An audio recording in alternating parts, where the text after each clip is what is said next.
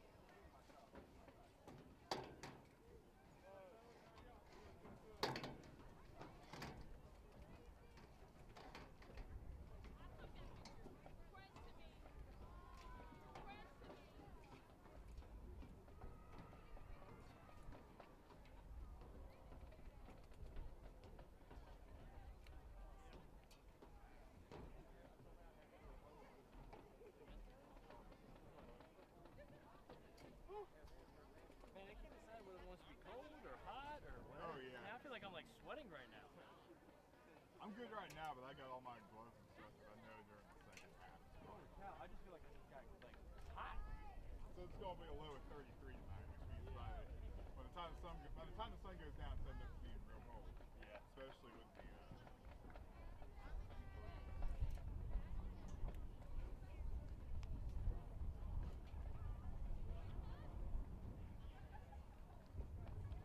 The North Carolina High School Athletic Association welcomes you to tonight's game. We remind you that one of the goals of high school athletics is learning lifetime values. Sportsmanship is one of those values that is best learned when respect is accorded to all. Please let your good sportsmanship show during tonight's game. The Mid-Eastern Conference and North Brunswick High School encourage and promote sportsmanship by student athletes, coaches, and spectators. Profanity, racial or ethnic comments, or other intimidating actions directed at officials, student athletes, or team representatives will not be tolerated and are grounds for removal from the site of competition.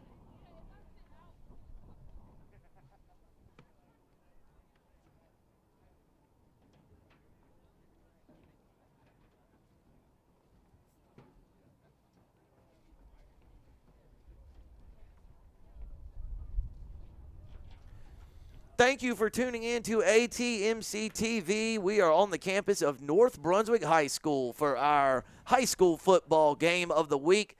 Captains about to meet near the NB midfield logo here at Gary Bishop Stadium. I'm Sam Hickman, joined as always by the esteemed Jay Combs. Jay, nice to be back with you tonight. Sam, it is lovely. For sure, and when I say lovely, I mean in more ways than one. What a beautiful sunny day. Oh, unfortunately, man, the sun's right in our eyes. So yeah, you're glowing, partner. Yeah. But wow, otherwise, what a picture-perfect Thursday night football here in Brunswick County. Yeah, Jay, anyone wondering why we got a varsity football game on Thursday night? Of course, tomorrow is Good Friday, so all the Mid-Eastern Conference games were moved to Thursday night of this week. Tonight, Jay, it's the 1-3 North Brunswick Scorpions playing host to the 0-5 Laney Buccaneers. Jay, we just had North Brunswick against Hoggard last week, and boy, the Scorpions played the first-place Vikings tough, didn't they? They absolutely did, and if folks were to look at that game or the score, say 42-14, another Hoggard blowout. Not really. 3 touchdowns that Hoggard scored in that game came the result of return fumbles, and one was a blocked punt and a very short field for a third touchdown. So you take 21 points away from Hoggard, it's a 21-14 game, and North showed great ability to move the ball all over the field all night long, principally behind their junior quarterback R.J. Green. Tate Davis at wide receiver had a wonderful game, and on defense, this kid Kenton Stafford is the real ball player. Yeah, he's a baller for sure. And you know, Luke Little and Laney, they're trying to get off that losing skid, and they go to South last week, and with 3 minutes and 34 seconds to go, it's a 0-0 game. South kicks a field goal and then kind of hangs on for a victory. So they're trying to get over the hump, the Bucks are, and Luke Little is there, and if anybody can do it, it's probably him. His son Ty's the quarterback. He's got a great upside. Chuck Jones, a wonderful defensive player, and Connor Poe, who I guess is leading the area in receptions with 25 coming into this game. Talented kid. They got some talent on that Laney side of the ball. You know, Jay, I think, the general consensus is I think some folks in this area, southeastern North Carolina, are a little surprised that Laney hasn't been quite as competitive, I think. I mean, Jay, they are really having a difficult time scoring points. I think they've scored around 15 to 20 points all year. They're averaging 3.8 points a game, so that tells you everything you need to know, and they're giving up nearly 29 points a game. So, you know, Coach Little and staff are going to have to get that adjusted, and they certainly will. And, again, they've got some guys that are kind of taking their lumps this year, so to speak, but they're young and kind of building for the future, not unlike what Brian Davis did here in Leland with North, you know. Exactly. I mean, it was just a couple of years ago, and we've talked about this on prior telecasts. They were 3-19 over 2 years. They were 2-12 in the conference, but last year they went 6-6, and this year, even though they're 1-3 record, it's a little misleading because they've been in a lot of games and they play real good defense, only giving up, 17.8 points per game. But remember, 42 of those came last week and 21 of them really hadn't anything to do with the defense. Yeah, that's exactly right, Jay. Very well said. And if I could just piggyback on that and add, 2 of North Brunswick's 3 losses have been one-possession games. A 7-0 defeat at the hands of South Brunswick and a 14-6 loss at West Brunswick, which is in second place. And North had the ball at the 8-yard line with a chance to potentially tie the game as the fourth quarter came to an end in that one. So North 0-2 against the county rivals, but either one of those games could have bounced either way. Very winnable games, and boy, I'll tell you one thing, win or lose, they put on a pretty good show now with this kid R.J. Green at quarterback. Boy, if you haven't seen him, you're in for a treat tonight. Yeah. And, Jay, he is big, he's strong, he can throw it, he can run it. I guarantee the Laney's defense priority A tonight will be containing R.J. Green. Opening kickoff fielded cleanly at about the 22. Returned out to about the 36-yard line. I'm trying to see who the North Brunswick return man was. Jay, I believe it was 8, Trey Ellis. Could be. Kickoff return number 8, Trey Ellis. And it was. Well, the PA guy agrees with me. Nice guess. If we hold on long enough, the PA guy is going to tell us. So, Trey Ellis, a senior, plays wide receiver, plays some linebacker for the Scorps this year, but first chance of the night to see R.J. Green. North Brunswick comes out in a shotgun formation. Jay, how about this? They're empty. Jaden Granda, the H-back, and 3 receivers to the bottom of your screen, 1 to the top, bubble screen, first play of the game to number 1, Marquise Willis. He fumbled, Jay. Ball is on the ground, and Laney recovers it. Ball on the ground. They marked him down, Jay. The referee has marked Marquise Willis down at the 31-yard line. So Laney will not get possession, but it's a loss of 5 yards on first down. And boy, what a good start for the Laney Bucks. Yeah, absolutely, and a lucky break for North. They clearly needed a lucky break after what happened last week in that game where a ball that looked like a fumble or didn't look like a fumble was ruled a fumble, and of course that resulted in one of the touchdowns. Which begs the question, can makeup calls span weeks? No, just kidding. R.J. Green keeps it, fighting off a defensive lineman, looking for some running room. Jay still on his feet. Look at him go, shedding tacklers. Finally run out of bounds inside the Laney 40-yard line for about 28 yards and a North Brunswick first down. What a run by the junior QB. Sam, he is a player, as they say, and he's run out of bounds by Max Mondello, a senior cornerback. But yeah, Green is a legitimate player, both with his legs and with his arm. So a 1st and 10 at the 42-yard line of Laney, and Jay, it's going to be at the 37 now after Laney commits a neutral zone infraction, also known as offside. And it will be a 1st and 5. And, Jay, talk about the playbook being wide open. 1st and 5 offensively is a good spot to be in. Well, with this guy, Green, 278 yards through the air last week, Sam. A couple of touchdowns. One, an 80-yard touchdown catch and run by Davis, and a 6-yarder to Granda. Green in the shotgun, sprints out to his right. Going to fire a pass across the middle. Caught. Marquise Willis still on his feet. Finally brought down inside the 20 at the 18-yard line. So a 19-yard strike from R.J. Green to Marquise Willis. And, Jay, how about this? A 1st and 10 inside the Laney 20, and we're only 50 seconds into the game. Ellis, 12 catches coming in, make it 13, and 221 yards through the air.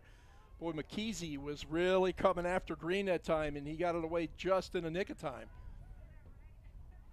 So R.J. Green joined in the backfield now by Willis. 2 receivers to the top of the screen.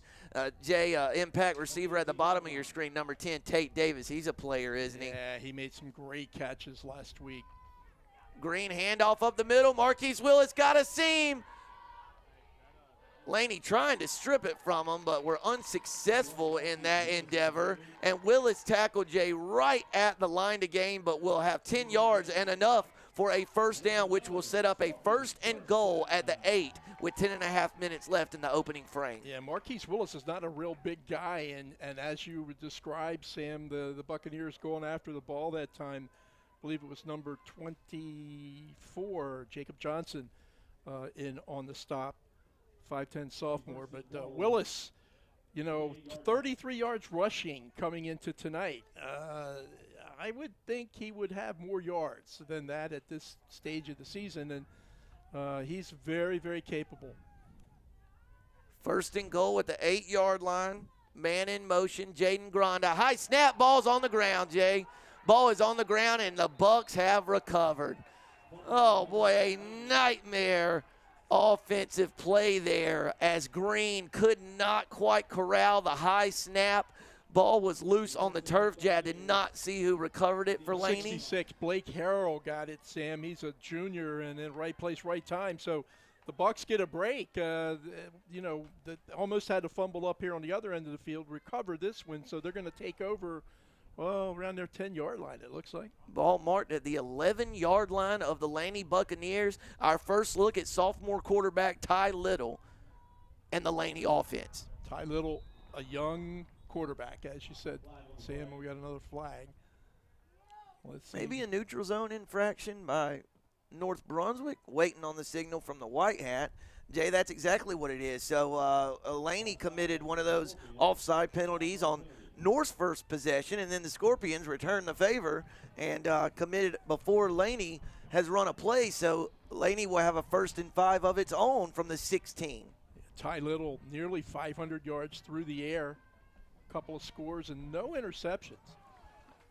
And Jay, you spoke about this North Brunswick defensive unit that has just been really tough to score on this year, and a pretty good surge there by the defensive line to hold the tailback there to 2 yards. It'll be 2nd and 3 from the 18. Yeah, big senior nose guard Kalani Ballard, number 74, in the middle of that line. Jay, who's that in the backfield there with Little, the tailback? 20. I'll get a number this time. 24. 24, yeah. Deep pass from Ty Little. Picked off by number 2, Seth DeLuey. Little tried to find the receiver, number 7, Carson Atkins, down the middle of the field. And DeLuey, like a center fielder, broke on the football, made a great interception, and was brought down at about the 42-yard line, and North Brunswick takes back over. Yeah, Seth DeLuey, second interception of the season for the junior. Nice catch. I mean, that was kind of an over-the-shoulder grab by Seth that time, and ball comes right back to the Scorps in good field position at their 42. So R.J. Green back on the field with the North Brunswick offense. Teams trade turnovers on their opening possessions. Green's going to take off and be ridden out of bounds at about the 45-yard line after a gain of 3 yards. That will set up a 2nd and 7 from the 45. A lot of young players on both of these teams tonight, particularly for Laney. That was Logan Myers. He's a sophomore linebacker. 28 tackles coming into tonight's game, and 18 of them solo. So good-looking young linebacker for Laney and Logan Myers. 2nd and 7 from the 45. Green in the shotgun, hands to Willis. Willis hit near the line of scrimmage, but his momentum carried him out right to midfield, Jay, and it's going to bring up a 3rd and 2 from the 50. Myers in again on the stop, but this time had some help from Kenny and Barroner, senior. And you talk about a stud, 35 tackles, 16 solo, 5 tackles for a loss, couple of sacks. The big guy in the middle does it all for Laney. 3rd and 2 from midfield, 8.5 minutes left in the opening quarter. Green fakes the handoff, going to try to run around the left end, and he was met by number 22, Quaylen McZeek, who made a nice hit. And then the other Laney Buccaneers defenders checked in on Green. Loss of 3 yards sets up a 4th and 5 from the North Brunswick 47. Let me tell you, Quaylen McZeek, 6'1", 225, Sam Hickman. That is a big guy, only a junior. 20 tackles on the season, make it 21 for the big guy for Laney. Tate Davis handles the punting duties for North Brunswick. It's a high, short punt. Boy, the wind just kind of caught that one, but it takes a great fortuitous North Brunswick bounce and is down at the 28-yard line. So a 25-yard punt by Tate Davis. And, Jay, we're not even 5 minutes into the game, and each team will have had the ball twice. A lot of possessions already. Tate Davis, we were talking about him earlier.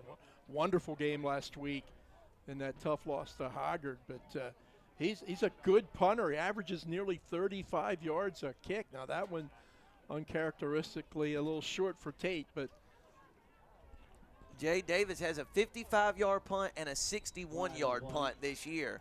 And we're going to have a flag on the play. Dead ball, false start penalty against Laney. So, Jay, on Laney's first two possessions, they've had a 1st and 5 and now a 1st and 15. Yeah, well, not quite the way you want to draw it up. Not the way you want to start a drive there, especially when, Jay, they've just had such a difficult time scoring points. And it's kind of hard to figure out, Jay, because they've got some weapons. Well, this kid Poe is a legitimate number 4, folks. If receiver. You haven't seen Laney yet. The pitch out wide, a perfectly executed speed option play. The pitch from Little to number 24, Jacob Johnson. Guess what, Jay? Another young kid for Laney making a play, Jacob Johnson, the 10th grader. 5'10", $175, and 176 yards rushing this season, and he's caught 3 passes as well. So well executed, well-run play by the sophomore quarterback, Ty Little. And, Jay, a good illustration of how crippling those penalties can be. That's a good gain of about 9 yards on first down, and you're still faced with about a 2nd and 5. This time, Johnson got the pitch. Stafford dropped him at the 32-yard line, and it will be a 3rd and 6 for the Bucks. Sam Hickman. I couldn't see the number on the North shirt that took him down, but it didn't have to. The way the kid went down, I knew it was Stafford. He knew. That kid is a beast, man. He really is, he partner. He can hit you. And he is willing to hit you. Willing hitter. That's a good thing to know. Jay, it's going to be an offside penalty I think so. Against North Brunswick. Much to the chagrin of the Scorpion faithful, the ball being marked off. Going to change things a little, Sam Boy, Hickman. Jay, instead of a 3rd and 6, now Laney's got a 3rd and 1. We talked about crippling penalties offensively. That's one that really can hurt a defense. You know, 3rd and 6 that's where you want to be if you're on the defensive side. 3rd and 1, little different animal. Yeah, they were off schedule, and now they're on schedule. They being the Laney Buccaneers. Let's see what Ty Little can do. 6:23 on the clock. Got a game clock issue. It's showing 6:16, and look at there, Jay. Wow. Reset to 6 minutes and 23 seconds, as was screamed from the bleachers. No, they a minute read ago. your mind. You know they did. It's happened before. I know. Ty Little in the shotgun, fakes the handoff. Look at there, the keeper. And he was brought down. Boy, Jay, it looked like he was going to have a big play there. North did a good job getting him to the ground, but more than enough for the first down yardage. Little pulled down at the 40 after a gain of about 3 yards, and Laney converts its first down of the evening, and the Bucks will have a 1st and 10 at their own 40-yard line. Love watching these quarterbacks that stick it in somebody's belly, pull it out, and get around the right side. That time, Seth DeLuey with a good tackle, or Little would have had more yards. Boy, Laney's seen something on these speed option plays that they really like. Little was hit there at about the 43 and stopped in his tracks after a gain of, we'll give him 3 yards.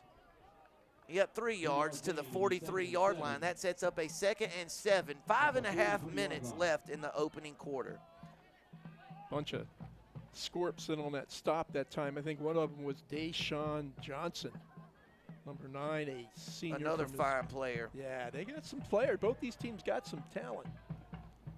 Little takes the snap, hands it off up the middle, and Johnson maybe got back to the line of scrimmage. He did, to the 43-yard line, but that will set up a 3rd and long situation, 3rd and 7 to be exact, as Little looks to his father, Laney head coach Luke Little, for the next play call. Tell you what, it's going to be done in the trenches, and that time advantage North. Little drops back. Granda pressures him. Pass lofted down the field, intended for Atkins, broken up by Marquise Willis. It's going to be a defensive pass interference penalty, I'm afraid, for the Scorpions, and will be 15 yards and a first down for the Laney Bucks. Sam, you were so good at this.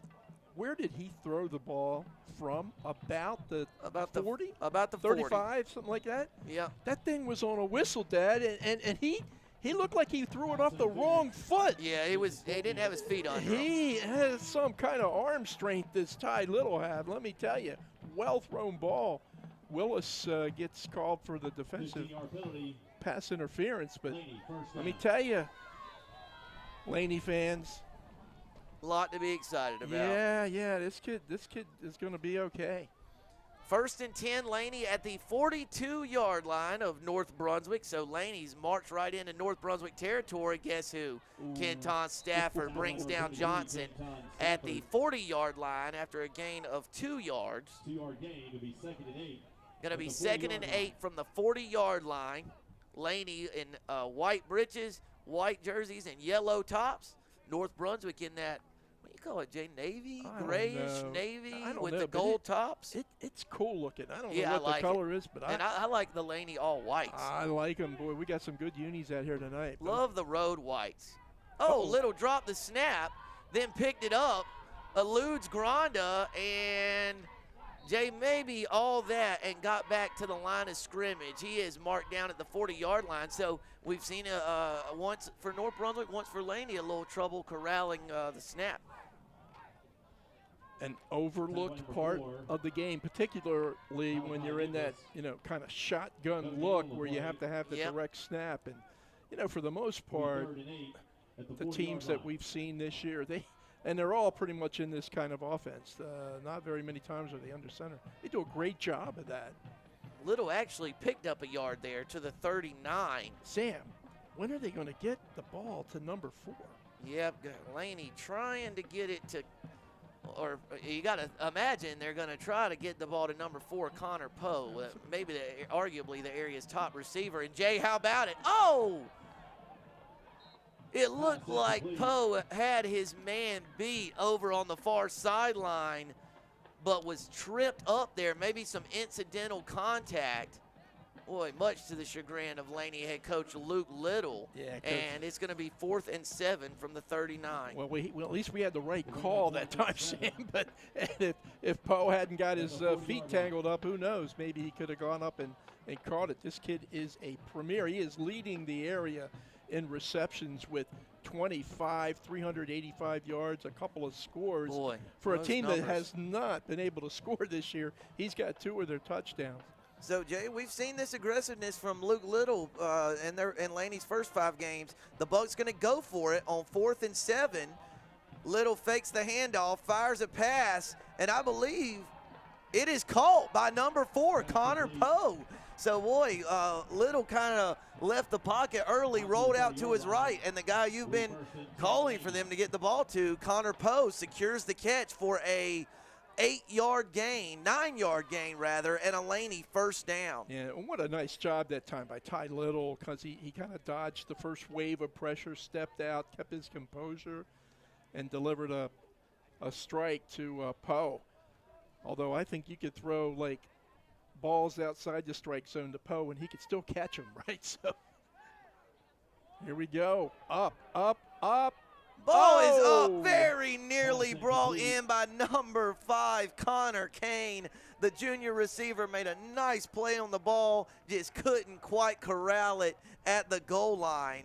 And it'll be a 2nd and 10 from the 30-yard line of the Scorpions. Boy, good defense that time by North, and Connor Kane gave it a pretty good effort, and another well-thrown ball by Ty Little. At the 30-yard line. Like it when teams, throw the ball around. Both these teams tonight, Sam, look like they're going to air it out. Indeed. 3:23 left in the opening frame. Still scoreless. Laney on the march. 2nd and 10 at the 30-yard line of the Scorps. Little hands off up the middle. Johnson's got a seam.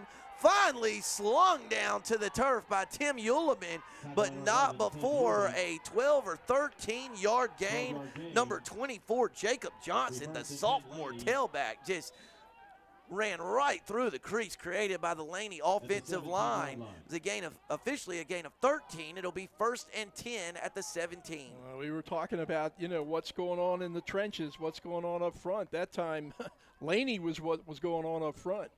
Doing it again. Johnson again. This time he is stopped in his tracks at the 16-yard line after a gain of 1 yard. It'll be 2nd and 9. Impressive drive by Laney and some impressive running of late by the sophomore Johnson. At the 16-yard line. Averages about 5 yards a carry, and he's right on his schedule right now. 2.5 minutes left in the opening quarter. 2nd and 9 from the 16. Jay, this is look at the coverage North Brunswick's playing over there. Poe to the top. They got a safety right behind the cornerback. Some double coverage looks there. Handoff this time to number 25. Oh, Eli. There's Eli Rivera, Jay. Haven't seen him in a couple weeks, have we? Yeah, looking at the numbers, I think maybe there were a couple games he had not played, and, don't know why. But anyway, I know that for Laney, it's comfortable to have the junior back in. He is like trying to tackle a fire hydrant, 5'9", 205 pounds. That's a big guy to try to bring down. Rivera picked up 4 yards there on 2nd and 9 to set up a 3rd and long 4, short 5 from about the 12-yard line. Laney needs to get to about the 7.5-yard line. He's got Poe. Poe with the catch.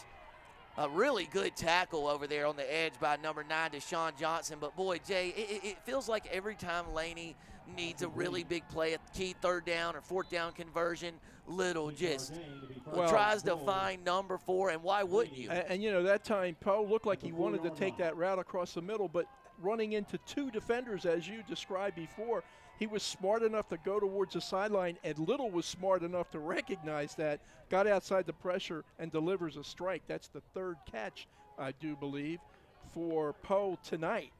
And, Jay, right after you said how are they going to get him the ball, Poe's got 3 catches for about 25 yards as that's Rivera. Rivera again, brought down by Malachi Nicholas. But Jay Rivera kind of bulled his way down to the 2 there. It'll be 2nd and goal from the 2. Yeah, nice effort that time by Nicholas because, man, he had a hold. Look at 25, Sam. Look at those legs, dude. You want to tackle that? No, you don't want to. Reminds me of a young Aaron Varnum. Whoa, let me tell you, that's a strong young man.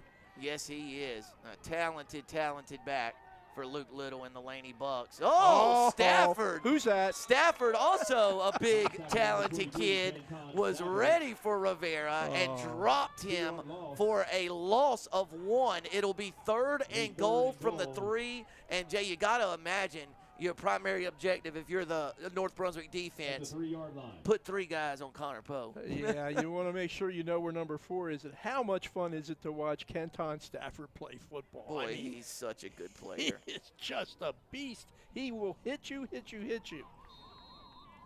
And, Jay, look at there. We have finished a quarter of play.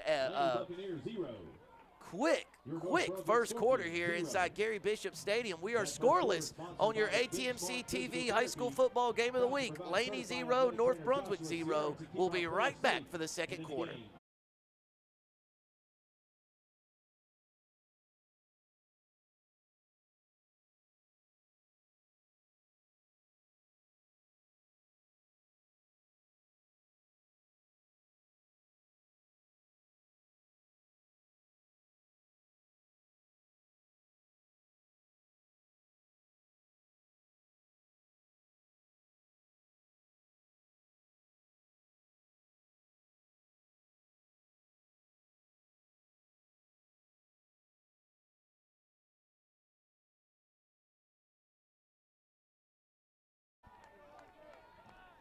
Jay Combs, we are back for the start of the 2nd quarter, and what a big play it will be, the initial play of the 2nd frame.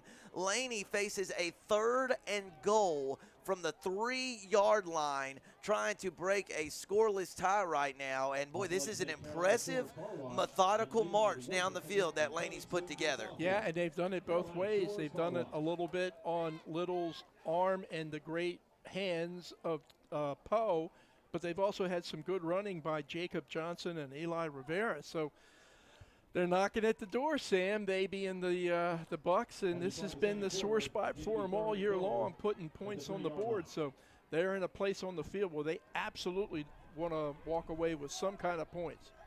And Jay, maybe single coverage at the top of the screen with Connor Poe. Tate Davis, the safety, kind of rolled over that way. Let's see what Laney does. 3rd and goal from the 3. Ty Little looks over to the sideline to his father, head coach Luke Little, for the play. Rivera shifts over to Little's left. Actually, he's kind of behind him. You know, the field shrinks down here, Sam, so it's a little tougher. Laney's going to run it. Rivera across the goal line for a touchdown. So probably when the whole stadium thought Laney was going to put it in the air, Little gives it to Eli Rivera, who crosses the goal line for the game's first touchdown. And with 11:46 left before halftime, the Buccaneers have taken a 6-0 lead. And credit the big guys up front for Laney that time. We got to do a better job of finding out who they are, but I see Grayson Strickland, sophomore, up front among other guys. Donovan Ammons on to attempt the extra point. His kick is up. It splits the uprights, and Laney has taken a 7-0 lead over the North Brunswick Scorpions. Boy, Jay, you wouldn't be able to tell by this opening quarter and some change that Laney's a 0-5 football team, would you? The Bucks have been sharp tonight. Well, they have, and you know, Sam, again, they come in here off a tough loss at South. South has a great defensive team. They do. And you know, and the fact that Laney played them so tough last week, they couldn't get into the end zone, but they only gave up 3 points. So you kind of figure, well, you know, maybe Coach Little's getting things straightened out on the defensive side, and if he can kind of solve some of the offensive woes that have plagued them thus far this year, he may have something. Judging from that drive, I'd say things heading in the right direction for Laney. And, Jay, I think something you mentioned when talking about Laney's drive before the scoring play, the Bucks have been very balanced tonight. Johnson and Rivera and even Little have done a good job on the ground. Little's found Poe a couple times for key conversions. Jay, even an incomplete pass down here was a good attempt to number 5, Connor Kane, in the end zone, even though Kane couldn't come down with it. It's been a nice blend of the running game and passing game for the Bucks. And, Sam, when you can throw the ball, it helps your running game so much. Somebody's got to go grab it. Stafford lost it, partner, and he fell right on top of it. So Kenton Stafford lost it, was stripped, and then just fell right on top of it alertly. And North Brunswick will start this drive 1st and 10 at its own 34. Yeah, Kenton Stafford, I did see in the statistics he's got 6 yards rushing this year. I'd hate like heck to have to tackle that guy. Yeah, so he carried it once or twice against Hoggard last week. Yeah, but that's not his forte. That ain't who he brings to the dance, right? Not his M.O. So he wise to get down on that ball and maintain possession for North. So now, R.J. Green and company. Yeah, and look, don't think he won't go up top on you real quick too, right? R.J. he's aptly named because he Green and he's money. He has just turned into Jay, when you talk about some of the more maybe surprising or positive breakthroughs, you know, players who maybe not were on the radar preseason but have really just, you know, shown their mettle here in Mid-Eastern Conference play, R.J. Green's near the top of that list. Well, absolutely. In fact, you know, when you look at his numbers, Sam, as I mentioned earlier, he's got nearly 600 yards coming into tonight's game in passing and 4 scores. But when they started the year, North's first-team quarterback was Levi Limber. Yep. And Levi actually, you know, 11 for 26, $135 through the air. So it wasn't like they were doing poorly, but when Coach Davis gave Green the shot, he's really taken advantage of it. And as I mentioned before, he comes in here to tonight's game after rolling up, you know, 278 yards through the air against Hoggard last week. Now, you know, you don't do that unless you know what you're doing. So, Yeah, he's a good one and a huge upside, and again, only an 11th grader. So big future for R.J. Green, and as a result for North Brunswick. R.J. Green and old busted play partner, and somehow R.J. Green was able to get it over to the receiver there, number 10, Tate Davis, who was brought down. So, Jay, what looked like could have been a disastrous snap there for North actually turned into a 3-yard gain to the 37. It'll be 2nd and 7 from there. Yeah, that's a little making chicken soup out of chicken feathers as Green and I guess maybe that's Marquise Willis bumped into each other. Yep. But Green, athletic as he is, was able to get the ball out. 2nd and 7. Green looking for some running room, brought down at the 39-yard line after a gain of 2 on the scramble, and the Laney defense trying to ride this momentum they've earned early in the second quarter. It'll be a 3rd and 5 from the 39. Junior nose guard tackle Josh Sanders in on that stop. 7 of them on the year for Sanders. And if you wrap up R.J. Green, you've done a pretty good job of wrapping up. He is tough to bring down, Jay. There's no question about that. This time he fires a pass. It was trapped over there near the 45-yard line. Davis couldn't get his arms onto the ball, and it's an incomplete pass. I think that's one Green would probably like to have back. Davis was open. Yeah, he was, and it looked like that time R.J. for he didn't have a lot of pressure. And he was in more of a hurry to throw that ball than he really needed to be, but they still almost came up with a completion, but they're going to have to punt it away, and that'll be Tate Davis handling the punting for the Scorps. So a 3 and out here, it appears, as Davis gets a good kick away. Fielded cleanly, Jay. Here's Connor Poe. Oh, a big block by number 21 for Laney. Poe still on his feet somehow. Boy, waiting on a whistle. Anytime. Finally whistled down at the 39-yard line. So about a 12, 13-yard punt return by Connor Poe. And let me tell you, junior captain Chuck Jones just laid a lethal block on somebody on North Brunswick's punt team. By the way, he's a player. We got a flag on the field, partner. Right at about the 48-yard line on – yep, see it right here? I do see it, yeah. So we'll see if it's against Laney. It's a push in the back against Laney on the return. So the penalty took place near midfield. The result of the play was a return to the 39-yard line. It looks like the Bucks will have to move back a bit before starting this possession. Jay, sure. Fun fact time, nothing to do with this ball game. Okay, lay it on me. Brunswick Community College hosted Cape Fear Community College in a junior college basketball game in Bolivia last night. Head referee, Teddy Valentine. No. He called the BCC. Teddy TV Valentine? Teddy. What in the world? Yep. Man, well, I guess we couldn't have gone to the game anyway, could we? Oh, there were people there. There were? Yep. Limited capacity. Who won? I don't know. I'll tell you in a minute. I didn't even know who they had a game. Teddy Valentine? Teddy Valentine. Wow. On a day when Roy Williams hangs them up. Teddy Valentine's in Brunswick County. Who would have thunk it? Who would have thunk it? Yeah. 1st and 10 from the 29-yard line of the Laney Bucks. The announcers are back calling a football game now. Little rolls out, fires a pass over the middle to number 5, Connor Kane, who made a nice grab and was dropped right as he caught it, but not before a 13-yard pitch and catch from the 29 to the 42-yard line. Yeah. Sam, you know, I think we had Laney against West, and it may have been the game 2 of the year. It was. And I remember saying to you, I said, you know what, you might want to get these guys now and not get them in like week 5 or 6 once they kind of figure things out. Well, guess what? It's week 6. Yeah, looks like they're starting. Jay, there he is, number 4, Connor Poe, kind of dancing a little bit there, looking for an opening in the North Brunswick defense.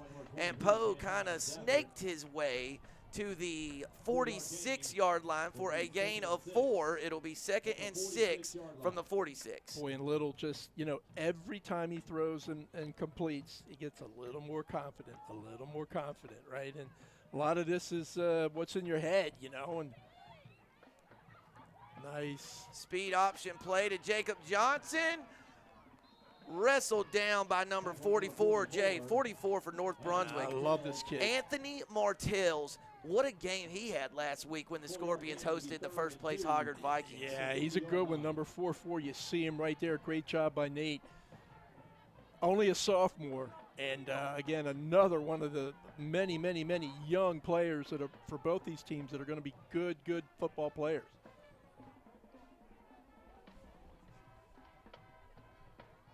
BCC was a winner in the ballgame last night. 94 to 66. Against Cape Fear? Yeah. Gee. Impressive win. Jay, that's enough for the first down and then some.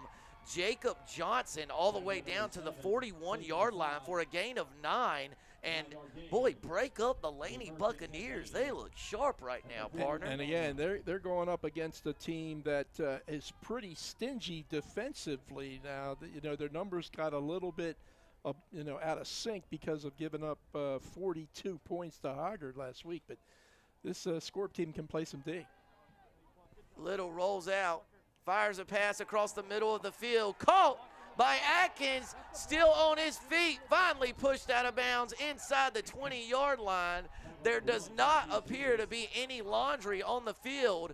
Atkins marked out at the 15, a gain of 26 yards and a Laney first down. And another one of those young guys is Carson Atkins, only a sophomore. And he's got to be a really good athlete because position-wise he's listed as a wide receiver, a defensive back, and a backup quarterback, right? Awesome. Who's that? Who do you think? Kenton Stafford. Ball player. Gain of 2 yards to the 13. And you know what? It looked like Jacob Johnson had more room, but all of a sudden, out of nowhere comes the assassin, right? Number 23, Stafford, to take him down. Jay, what was it, the quote we had in the paper a couple weeks ago? An eraser? Yeah. That's what Stafford is. Little fakes the handoff, throws the stop route to Connor Kane. The duo could not connect, and it'll be an incomplete pass. And North Brunswick defense trying to bow its neck here. Laney has a 3rd and 7 from the 12-yard line. 7:36 left before halftime. Laney clinging to a 7-0 lead here at Gary Bishop Stadium.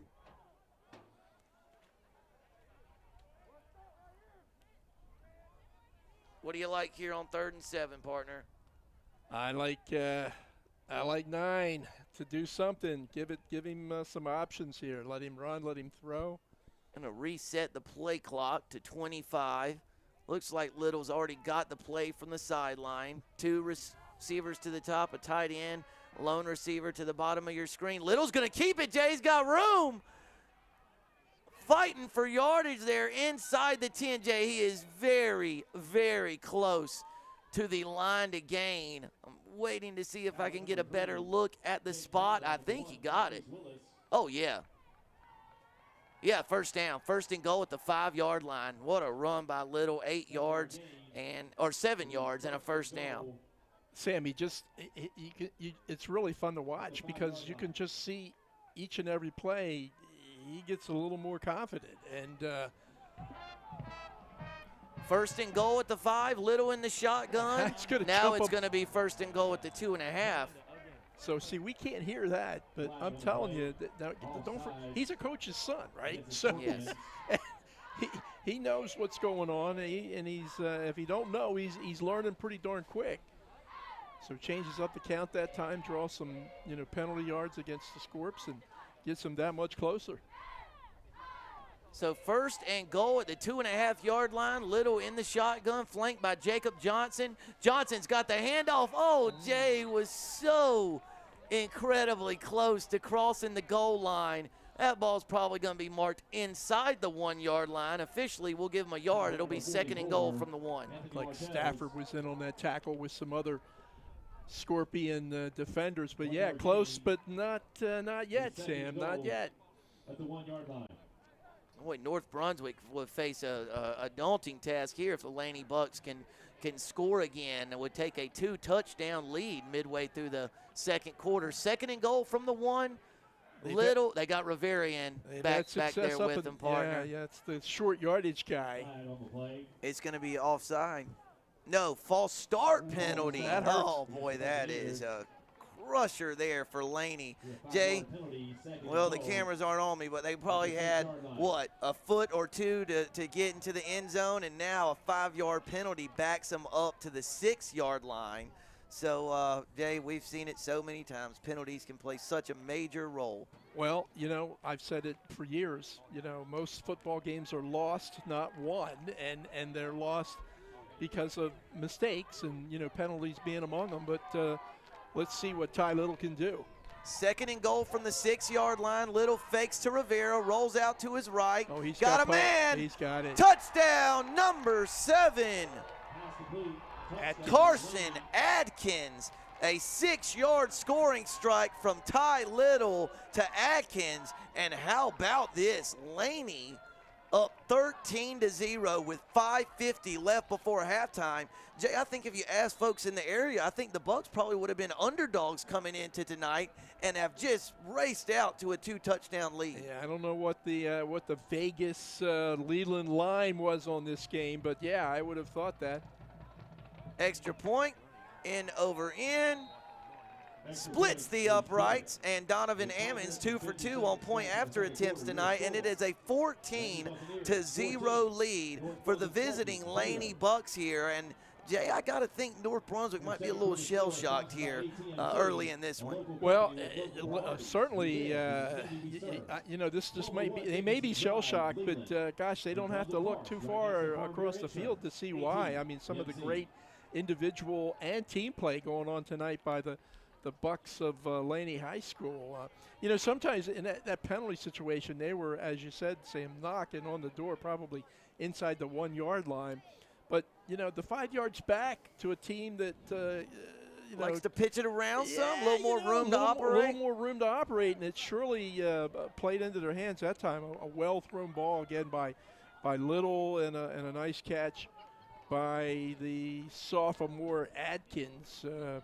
He had 6 coming into this game. He's had a couple already tonight, including the 6-yard touchdown. And Jay, it feels like North Brunswick's offense hasn't even been on the field tonight. Wow. It's hard to establish a rhythm when your defense has been playing, you know, so much. This is dangerous, Jay. What a kick! It's recovered. Recovered by Laney, number 20, Tanner Fournier, catches it in the air. Jay, we do have a flag. So did it go 10 yards? It did go 10 yards. Okay, it looks like it did. Now, I'm wondering how this could be on the kickoff team. Was there offsides on the kickoff team? Oh. Illegal contact. Illegal contact. Illegal contact, some kind of kick, catch, interference. Next fall we'll have instant replay and we can tell. Well, Jay, I thought a kickoff, though, is just a live ball. It's a live ball. You go up and get it. Unless you give a fair catch. You know, you can fair catch on a kickoff. Yeah, you can. But I'm pretty sure there wasn't a fair catch signal given there. And I got to be honest with you. I mean, look, Luke Little's about as good as it gets at this stuff. But Jay, there was no contesting the call on the Laney sideline, which means the coaches and referees know a lot more than I do. Well, and me as well. But if that's their new onside kick, man, that's a good one. Boy, what a play that is. You have to remember that one. You ain't joking. For later. R.J. Green in the shotgun, fires a pass, complete. Tate Davis over there inside the 35 to the 34, a gain of 7 yards. And Jay, let's put an asterisk beside that play, because not only did North Brunswick get possession, they started this drive at the 41 with a chance to crawl back in this one. And let's see if North can take advantage of that. They certainly did on that first play, a well-thrown ball by R.J. Green, and Tate Davis very sure-handed.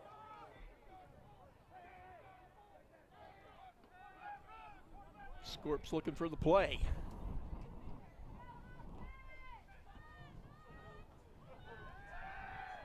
Oh, Green under duress, partner.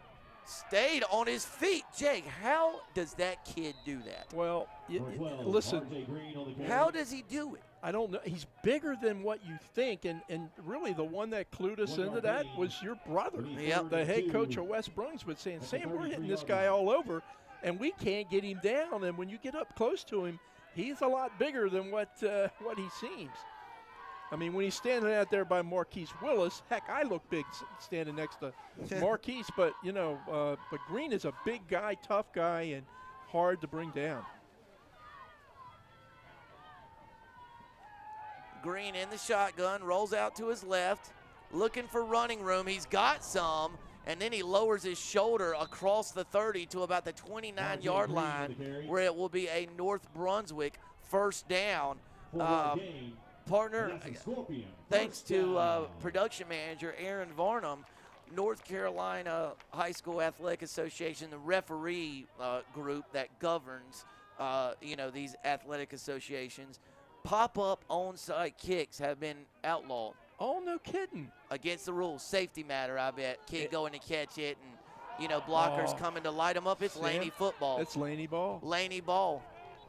13. Number 13, Giovanni Merced recovers the fumble. That's the second fumble North Brunswick has lost on just either a errant snap or Green's inability to handle a shotgun snap.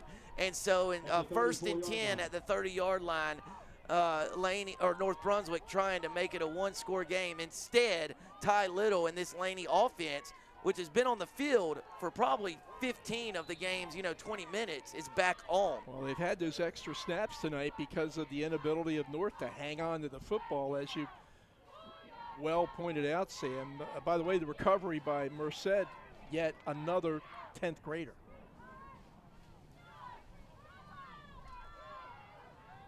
And they're going to take a shot. He's got Poe. How did he catch that pass? Look at that. Connor Poe, what a catch. Sam? 16 and 11, a 27-yard strike from Ty Little to Connor Poe. Looked like it was going to get picked off, and Poe put his Superman cape on. Sam, I'm not too good at this stuff, but I'm starting to wonder if maybe we're going to see this kid Poe play on Saturdays.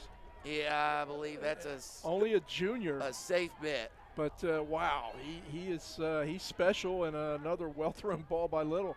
He's going to toss this one. Speed option play. North Brunswick's got it covered pretty well. Good tackle. Is that Martell's? Indeed, 44. Boy, he's a good player. He is. That's a gain of a yard. We'll set up 2nd and 9 from the 38. Yeah, Johnson had a little bit of room to negotiate until Martell's threw the hammer down. So good tackle by Anthony Sophomore against Sophomore on that play. This is like watching a JV game, only these guys are varsity players. Yep, that's exactly right. 2nd and 9 from the 38. Little thought about it and then tucked it. Now he's got Connor Poe. Poe still on his feet, makes another man miss, reaches the ball out to the 34-yard line. Excuse me, the 24-yard line, a gain of 14 yards and another Laney first down. And again, I've said this way too many times already tonight, but I'm going to say it again. You just see every play with this young quarterback, Ty Little, is getting more and more confident, right? And his ability to, and he's hurrying up, but he's waiting. You know what I mean? He's just making good decisions with the ball, and he's playing a heck of a first half here. 2.5 minutes left before the break. Jacob Johnson got a crease inside the 15. Brought down at the 14-yard line, a gain of 10 yards and another Laney first down. I think another thing, Laney got so close last week, and losing all the games thus far this year, 0-5 coming into tonight. I think the kids have finally decided, look, enough's enough, and we can turn this around. And wow, they're doing it in one half here tonight. Boy, this is not the Laney team we've seen in the first 5 weeks of the season. Laney run pass option. Little just stands up and fires it to Poe. Still on his feet over there near the end zone, but ruled down at the 1 yard line, so 13 yards from Little to Poe, and it'll be a first and goal at the 1. And boy, North Brunswick in real trouble here late in the first half. They absolutely are. You know, they were down 21-0 against Hoggard last week, and they came back and made a game of it, but it doesn't appear to be the same Scorpion team here this evening. Little in the shotgun, a heavy package here, 2 tight end set. Rivera in the backfield with Little. It is going to be Rivera, and he is almost untouched across the goal line. A Laney touchdown, and Jay, it is 20-0 in favor of the Laney Buccaneers with 1:40 left before halftime. Well, I don't know if the Scribes had this one picked or not, Sam, but they may have picked Laney to win a game, but not the way they're winning this tonight.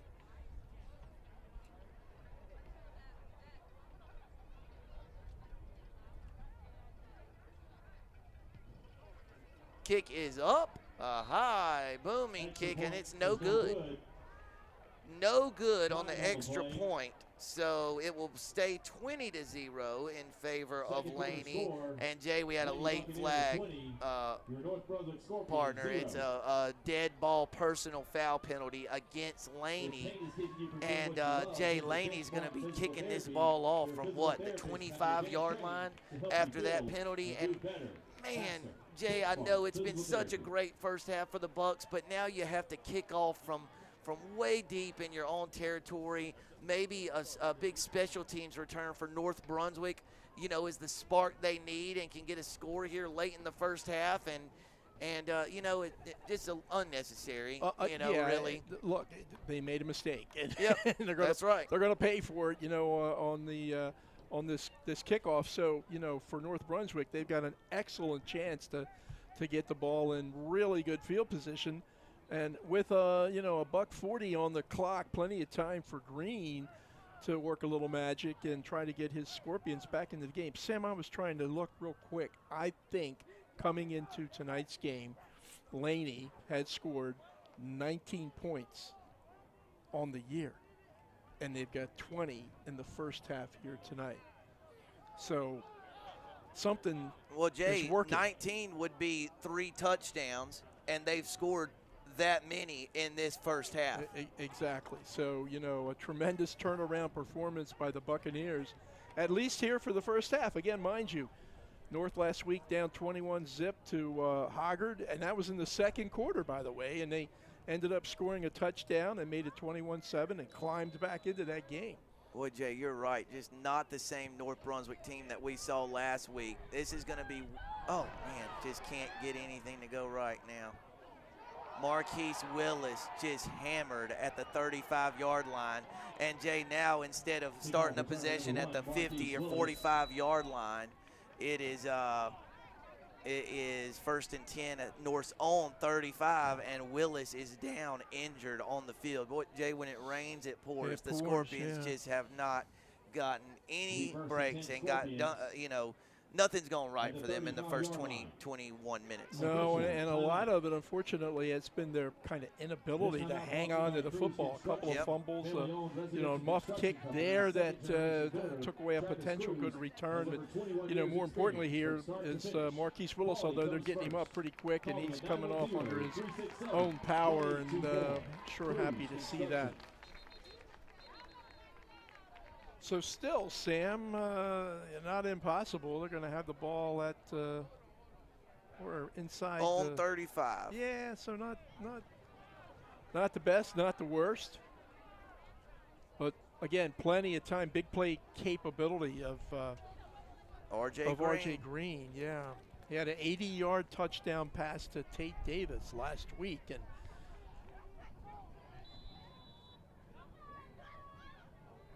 And Jay, I mean, it's Levi Limbert, partner. Dropped. Tate Davis drops an open pass, and it'll be 2nd and 10 from the 35-yard line of North Brunswick. But Jay, you know, to our viewers, if anyone missed that last week, remember North Brunswick looked dead to rights last week too, down 21-0. They did. I mean, they looked like it was going to be a running clock, you know, no chance, and then. With 8 minutes left in that game, North Brunswick was at the 15-yard line with a chance to make it a one-score game. It was so very much this a game, game's far from over. And Limbert, a lot of experience at the QB position. But not the wheels that Green has. Limbert fires that one away. Oh, roughing the passer, Jay. It's going to be a roughing the passer called against number 18, Charlie Bishop, an 11th grader. Maybe it may have been on 66, Caleb Long. Tough to tell. Anyway, it's going to result. It's going to be a 1st and 10 right near, let's see, the ball was marked at the 32. It'll be at the North 47 and a 1st down. And still, a minute and 23 seconds. North has only spent 17 seconds on this possession. Looking down on the side, I do see number 12, R.J. Green. And he's standing up. I was just making sure he was okay. So for whatever reason, Limbert's going to be in for this series. I mean, Jay, maybe it has something to do with the 2 mishandled snaps. Limbert rolls out to his right, fires a deep ball, miscommunication there. Pass intended for Willis down the right sideline, but it's incomplete. It'll be 2nd and 10 from the 47-yard line of the Scorpions. 1:17 left before halftime. That was Chuck Jones back defensively for Laney. Jones, a junior. He's a big-time defensive player. 49 tackles, Sam, coming into today's game. 33 by himself, and he has an interception. And, Jay, we saw that interception. He picked off a Monzel Campbell pass against West Brunswick early in the year. Oh, Jay, nearly picked and then nearly caught by Assad, I think. Oh, no, DeLuey. That was number 2, DeLuey, the intended receiver. But all of that results in an incomplete pass, setting up a 3rd and 10 from near midfield. And, you know, if Seth had been able to bring that one in, it would have kind of been okay, you know, because a couple of bad breaks against North, and they could have used a good one that time, just couldn't able to connect. I tell you, Limbert can spin it. He can throw the ball, but he's just not the athlete that Green is. He's got to throwback screen, partner, and they have got a play. A big completion from Levi Limbert. Is that 32, Jabril? The Shield? The Shield, Jay. Look at the size of that kid, and he is a ninth grader. Ninth grader. A 15-yard screenplay from Limbert to DeShield. 1st down, Scorps at the 38. Great call and well played by Limbert. He's looking deep. He's got a man! What a catch by Seth DeLuey! And the Scorps have a 1st and goal at the 5-yard line of the Buccaneers. Still 50 seconds left in the first half. Can't quit on him, Sam. Can't quit on him. This is deja vu all over again, as Yogi Berra used to say. A well-thrown ball that time by Levi Limbert, and a great catch by Seth DeLuey. Only a junior, and DeLuey does a little bit of everything. He can run the ball, he can catch, play some defense, got a couple of interceptions, one tonight. Jay, that was a 33-yard strike from Limbert to DeLuey, and talk about an accurate throw. There was a Laney defensive back right there, and Limbert just put a perfect amount of touch on it, and it dropped right into DeLuey's breadbasket. Yeah, Levi slung it good. We're looking at that North Brunswick huddle, and take a peek at 75. Luca Rassiopi. That's a big boy, and again, an underclassman, right? And 65, Jaquan Floyd. Now he's a senior, but you got some big boys up front, and they're going to have to play real big here in this last 50.3 seconds to see if North can get in the end zone here tonight. And, Jay, a couple of freshman offensive linemen, Braden Lanier and Gavin Limbert. Hayden Nance is a sophomore, number 53. Listen to me. I'm hung around you so much now. It's a sophomore. Sophomore. Athlete. You say athlete, you say sophomore, and now you got me sophomore. saying it. I'm an educated man. Now, and look at what you've done to me. No, this is terrible. I will not concede that premise. I do say athlete. You say athlete but I don't all the say time. sophomore. Well, athlete is just like sophomore, and now you got me saying both of them. Well, one and the same. Okay. I love you, son. Limbert in the shotgun. Hands it off. North's got to play. Speed. Oh, great open field tackle by Keyshawn Daniels. Willis dropped, and it's going to be a timeout on the field. Brian Davis wants a timeout with 38 ticks left before halftime. Officially no gain on the play. Looked like Willis had the edge there, but Laney closed quickly. Hey, this kid Keyshawn Daniels, another underclassman, a junior, he can handle 8 tackles, make it at least 9 and an interception, and wow, a big time tackle there. Because I'm with you. I thought Marquis had the edge and was going to scoot into the end zone. Partner, 38 seconds left before halftime. Laney 20, North Brunswick 0. But don't you get the sense that a late touchdown here, it would make it a 2-possession game? Don't you get the sense it would change the complexion of this one more than a little bit? Yeah, and again, very reminiscent as to what happened last week when North was playing Hoggard. They were down 21-0. And they scored that touchdown in the second quarter, and it kind of gave them life coming out into the third quarter. And, they made a game of it. So kind of like they were last week, but they got to get in with 38 seconds to go, Sam. Yeah, and, this Laney defense has been effective in the first half. It's not going to be just a walk into the end zone. And you don't have Green's legs in the game right now, but Limbert's throwing it around pretty good. Limbert in the shotgun. Look again, gosh. Jay. Fall on the ball. Nope. Oh, my soul. Laney got it again. Laney got it again. Fumble recovery. 66. Boy. Caleb Long. And they've all been, Sam, correct me. Shotgun snaps. Yeah, all of them. 2 were a little high. 1 was right to Green that he mishandled. That one there had a lot of heat on it and was high. And Jay, you can't get more of a self-inflicted wound than that there. That's a killer. Wow, that's a killer. Let's see if Laney's content maybe to just get into the locker room or fling it around themselves, right? Last thing they want to do is turn the ball over around here. So 1st and 10 at the Laney 21, 32 seconds left before halftime. They're just going to pitch one out to Poe, and really good job bringing him to the turf by number 9, Deshaun Johnson. It's a gain of 9 yards. The game clock continues to run. And Jay, Laney in no particular hurry. I think first-year head coach Luke Little is going to be content letting this game clock run out. But, boy, what a half for the Buccaneers, and what a disastrous opening 24 minutes for North Brunswick. Scorpions commit 3 first-half turnovers, fell on another fumble on a kickoff return, muffed a kickoff, committed some critical penalties, and the Scorpions find themselves in a 20-0 hole heading into the halftime break. We'll be right back with the second half right here on ATMC TV.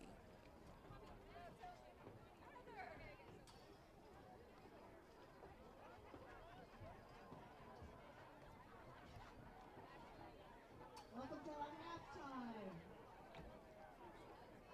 Cheerleaders are going to give a shout out.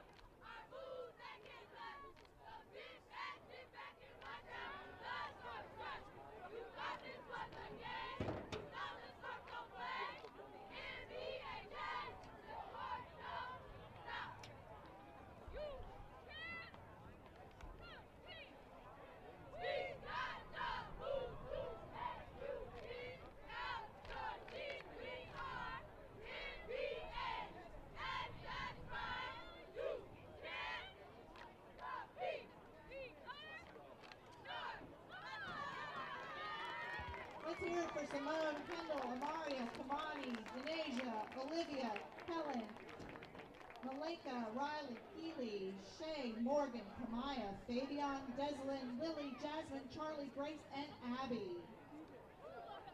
And now your Scorpion dance team. Tonight's dance team performance came together in about 2 hours. You can't hide talent. For their last halftime performance, the North Scorpion dance team will bring you Why You Mad?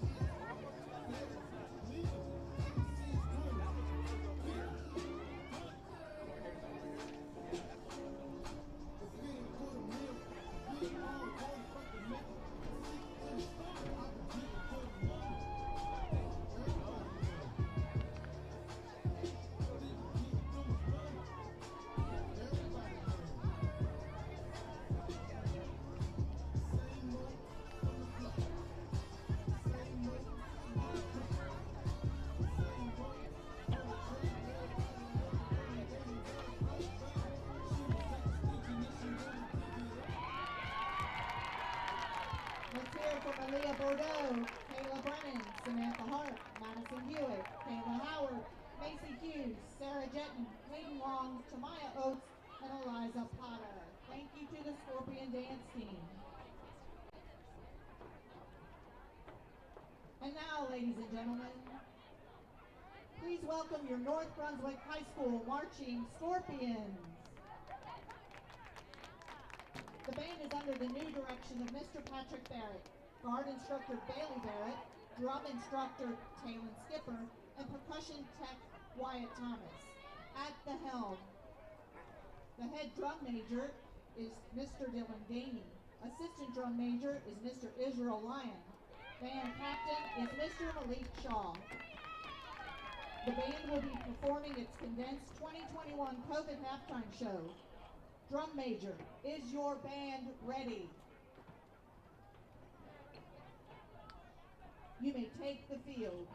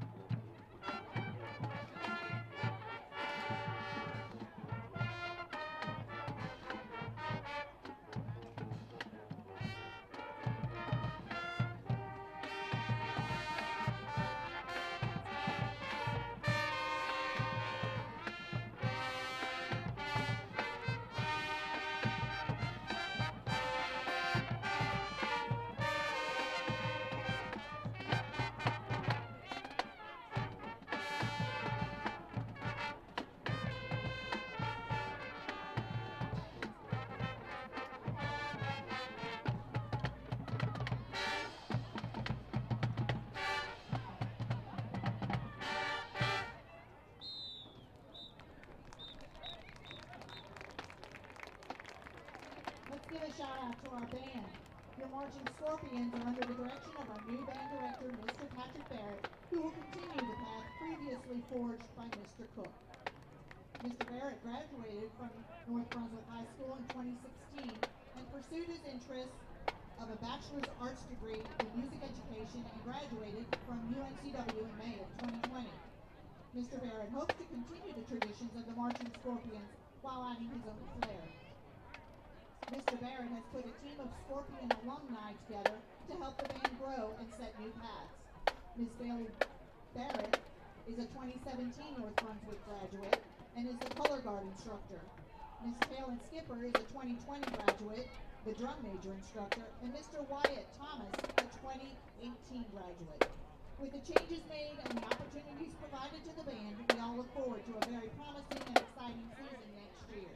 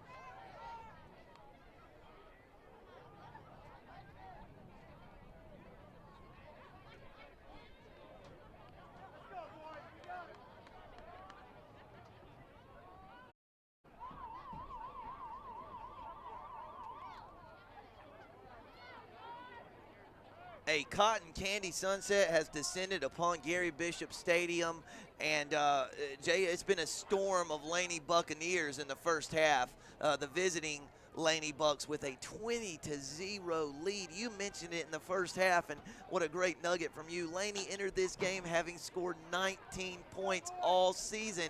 The Buccaneers eclipsed that plateau in the first half alone tonight. Well, they did, and principally on the arm of Little, 10 for 12, 129 yards through the air, 1 touchdown, 1 interception. And his principal receiver was Poe, Connor Poe, with 7 catches for 84 yards. But, you know, what did you call that, a cotton candy? Cotton candy sunset? And it was kind of like a carnival for Laney in the first half, you know, the way they played. So North, they gotta change things up here in the third quarter. So Laney will get the ball to start the second half. Boy, Uleman just got destroyed, partner. Oh, Uleman took a lick on the kickoff and bounced right back up like the stud he is. He's a tough guy. Good player. He is a tough guy, and when you hear the crowd go, oh, you know it was a big-time hit, which it was indeed. So, Jay, Laney will start this drive 1st and 10 from the 32-yard line. I'll ask you point blank, can North Brunswick claw its way back into this ball game? Absolutely. If they can claw back against Hogger, they can do it against Laney, but they're going to have to really turn this ball over quickly and get the ball back. The offense hasn't been on the field that much, and I bet you North hadn't run 20 plays. They couldn't hang on to the football, but the first thing they got to do is stop the Buccaneer attack. And Jay, the 3 first-half turnovers were all on shotgun snaps for North Brunswick. Every one of them. Jacob Johnson, the first-half theme continues. Laney just kind of having their way with the North Brunswick defense. And, Jay, this is a North Brunswick D that was one of the area's best coming into tonight. Well, again, their average jumped up. They've only given up 71 points in 4 games, but 42 of those came in 1 game. So you know how well they have been playing defense all year long. And again, they really to Ashley, 0 to South, 14 to West. And Jay really didn't even give up 21 against Hoggard. They did not. Whoa, nearly a miraculous completion from Ty Little to number 15 there. That's Tyler Thompson, a junior. Jay, I don't think one time where I've looked at the Laney roster to identify a player that I found a senior. They're so young, young. Not too many, for sure. And I'm looking at number 77 right now, big Miles Fennell, 6'2", 253 pounds at that tackle position, a 10th grader. Jay, I want to add something after this running play in which Laney gets enough for the first down at the 45-yard line, a 4-yard gain. Such a smart heads-up play by Ty Little there. The one thing that you want to do on 2nd and 1, avoid a sack. Yep. Even if you throw it away, you got a 3rd and 1, which you've been converting all night long, and he was wise enough to buy his time and get it away. Whatever you do, don't take a sack there, and he didn't. And he not only didn't take a sack, he darn near came up with a completion, you know. So did. He's an athletic kid. He's now 10 of 13 for 129 and a TD and an interception. Ironically enough, Little's first pass of the night was picked off by DeLuey, a deep shot down the middle of the field. He's going to try a deep shot there. Oh, a good nice play over there by number 8, Trey Ellis. Wow. Jay, you think maybe the defensive backs of the Scorps were challenged a bit at halftime in regards to Connor Poe? Yeah, maybe. Put a star beside that one. What a wonderful play by Ellis. Just perfect timing at great defensive position and swipes the ball away. So great play by Trey Ellis. And a pretty good throw by Little. Just getting ready to say, man, that ball was right where it should have been. So just 2 good plays. Here's the toss. Pitch out to Rivera, kind of shaking and baking. Finally knocked out of bounds at the 47-yard line. A gain of 2 yards will set up a 3rd and 8 for Laney. And Jay, I know there's a lot of time left, but this on a 3rd and 8 and the situation North's in, it kind of feels like a must stop. Yeah, it really does, Sam. They're going to have to buckle down here and hold Laney and get this ball back. So 2 yards from Rivera on the 2nd and 10 play. It'll be 3rd and 8 from the 47. Got some pressure. Little looking for some running room. Jay's still on his feet. Ball's out. Ball is out. Who recovered it? North Brunswick. 15. Number 15, Levi Limbert makes a huge defensive play. And Jay, that play, there was a lot going on there. Ty Little was in trouble, and then it looked like he might escape and get enough for the 1st down, and then he fumbled. Then there was a scrum for it. The Scorpions recovered, and Jay, you talk about just what the doctor ordered. That is exactly what the Scorpions needed. Got the ball back in great field position, and less than 2 minutes into the 3rd quarter. And need to take advantage of this opportunity now. Green is back in the game. Let's see if sitting that last possession in halftime helped him out. See if I can get did you happen to see who stripped it? Was it Granda with the strip and Levi Limbert with the recovery? Green fakes the bubble screen. Jay's got a lot of room. Still on his feet. Brought down inside the 35 at the 32-yard line. A gain of 22 yards and a North Brunswick 1st down, Jay. North Brunswick has life. They do, and they have life in that line. Boy, they really got off the ball that time, and nothing fancy, just Green up the middle. A nice little quarterback draw. Yeah, a little juke about 5-7 yards out, and big time run by Green, and he's got the Scorps going in the right direction. 1st and 10 at the 32-yard line. Flag on the play. A false start penalty against North Brunswick. And Jay, it feels like all night it's 1 step forward, 2 steps backwards. And that snap that time wasn't real well. He had to corral it at the thigh pad. He did, yeah, you know. And it was hot.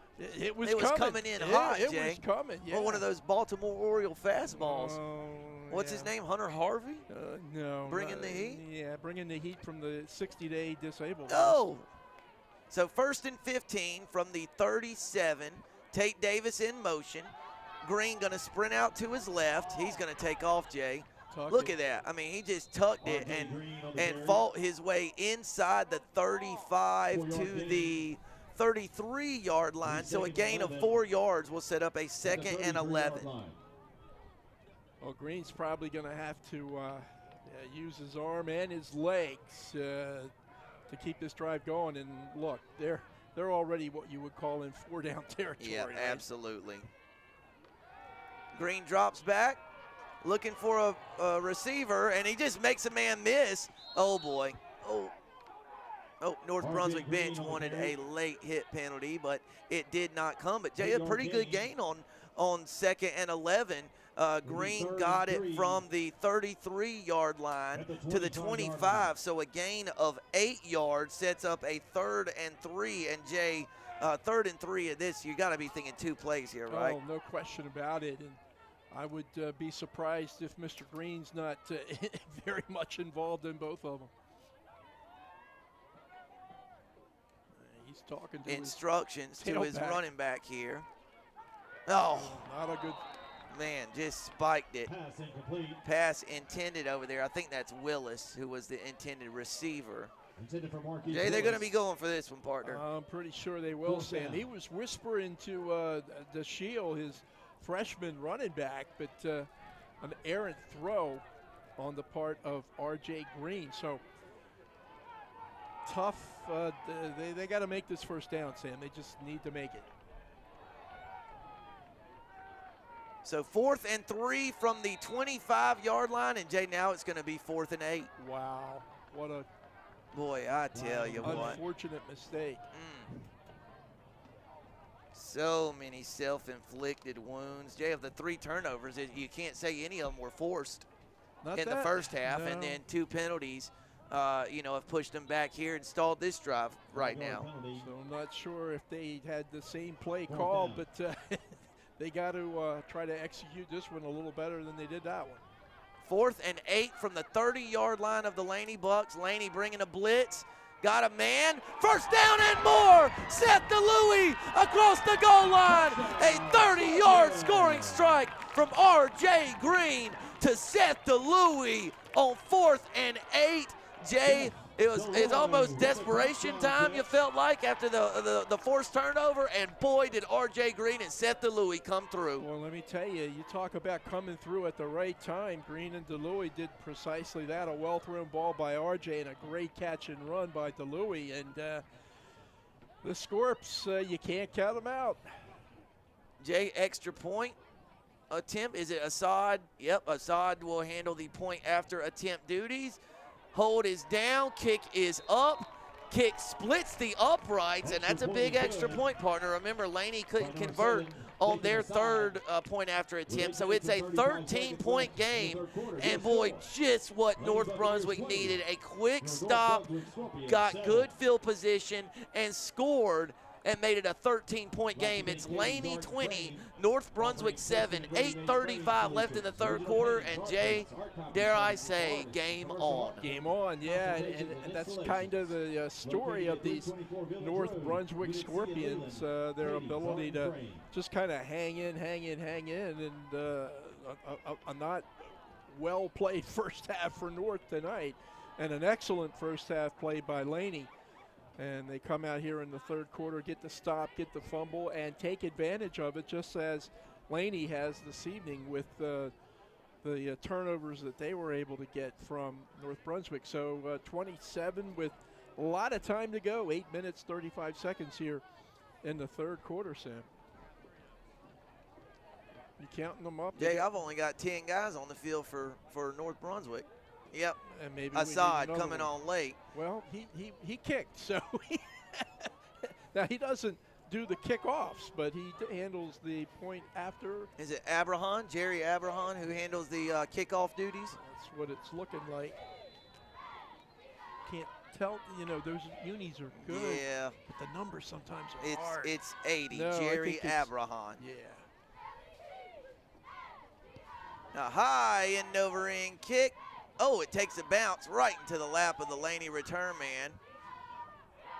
Got room around the left side, partner. Oh, tripped up. Made a great tackle. Guess who? Kenton Stafford tripped him up and probably saved North about 10 to 15 more yards of field position.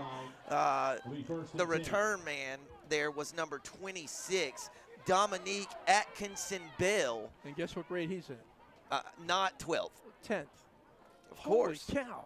I should have counted all these guys up. It's amazing the young players on both teams who are making a real play here tonight.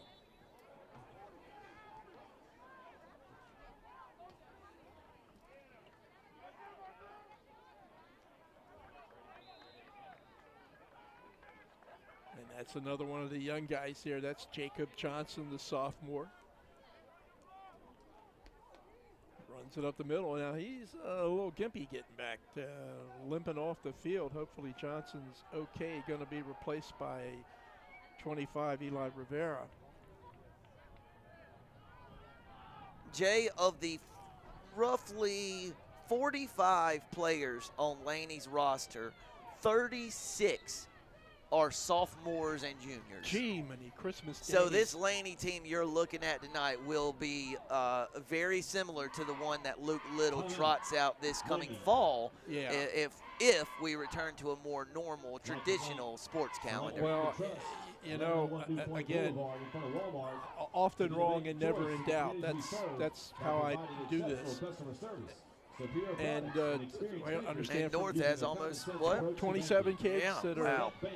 So, speaks well for both these teams and the conference moving forward. But, back week 2 when we had West against Laney and we agreed that week 2 was the time to get Laney, not week 5 or 6. And you called it, Jay. And you said that night. Yeah, I remember vividly. And I think they're certainly proving that here this evening. Jay, I go back to something my dad and brother have said so many times through the years. By about week 6, you're not sophomores anymore. Yeah. You're varsity football players, and you're relied upon, to produce. You know you're going to get some mistakes, but by week 6, that's when you start seeing the major improvement, right? Absolutely. Jay, North Brunswick defense is stepping up to the task here. Kalani, Ballard, Kenton, Stafford. Love those guys. Look at Ballard. Look at Ballard, Look at man. 7'4", folks. Love him. He's out there right around the ball, right there on the 40. That's a big guy, man. That is a big dude. And, Jay, talk about a big play. This is a Another 3rd and 6 from the Laney 38-yard line. North Brunswick with all the momentum right now as Ty Little looks to the sideline to his father to get the play call. Daddy, what you want me to do? Boy, talk about a pedigree, Luke Little. He won at Whiteville. He won at Freedom. And mark my words, folks, he will win at Laney. He will, and his son's going to help lead him. Yep, Going indeed. up top. Oh, it was intended for Poe and picked off. It was picked off. Number 9, Deshaun Johnson. Off the deflection, Jay. I didn't know. Was it Uleman who got his hand up and deflected it? Somebody did, But and what boy, a great catch by Johnson. Jay, this game has changed on a dime. Just like you said as we came to start broadcasting the 3rd quarter, absolutely, you said when I asked if North Brunswick could get back into this one, they are 44 yards away from making this a one-score game. Yeah, the Scorps play better when they're, 3 touchdowns down, right? So another opportunity that Green has to take advantage of. But a great, great catch that time by Deshaun Johnson. So 1st and 10 for North Brunswick at the 44-yard line of the Laney Bucks. Now it's Green's turn to look at the sideline and get the play.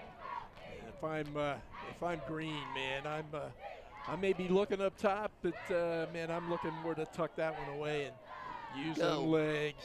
Yep, the tree trunks. Yep. A good shotgun snap. Pass rifled over the head of number 1, Marquise Willis. So it'll be a 2nd and 10 from the 44-yard line. Jay, perhaps one luxury North Brunswick has after the turnover in great field position is you're probably thinking 4 plays here. Yeah, that's a good point, Sam. And, having 4 downs instead of 3 to get the first is quite a luxury. A little bit of a risk too, but absolutely, something that they'll probably want to do. So North just picked off Little for the 2nd time tonight. DeLuey and Deshaun Johnson both with interceptions. Handoff up the middle. I think that's DeShiel. Jay. Oh, I thought the ball came out briefly. A gain of 4 yards on 2nd and 10 sets up a 3rd and 6 from the 40-yard line. Who carried the ball that time, Sam? I thought it was the freshman. DeShiel, Jabril Jabril DeShiel. Okay. Boy, that's putting a lot on the 9th grader, isn't it? 3rd and 6.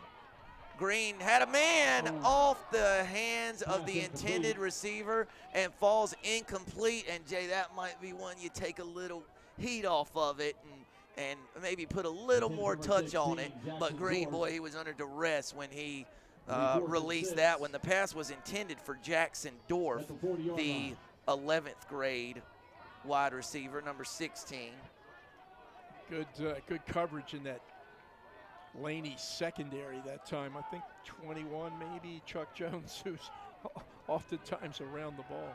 4th and 6 from the 40-yard line of Laney. North Brunswick trying to keep this drive alive. Green drops back, fires a pass, caught. Pass is complete.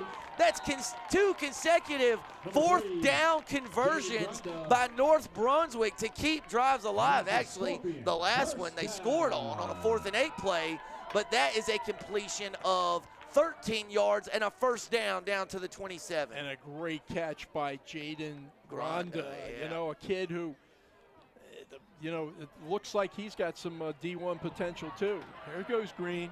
R.J. Green, you see the damage this kid can do with his legs. There's a 12-yard gain and a 1st down to the 15-yard line.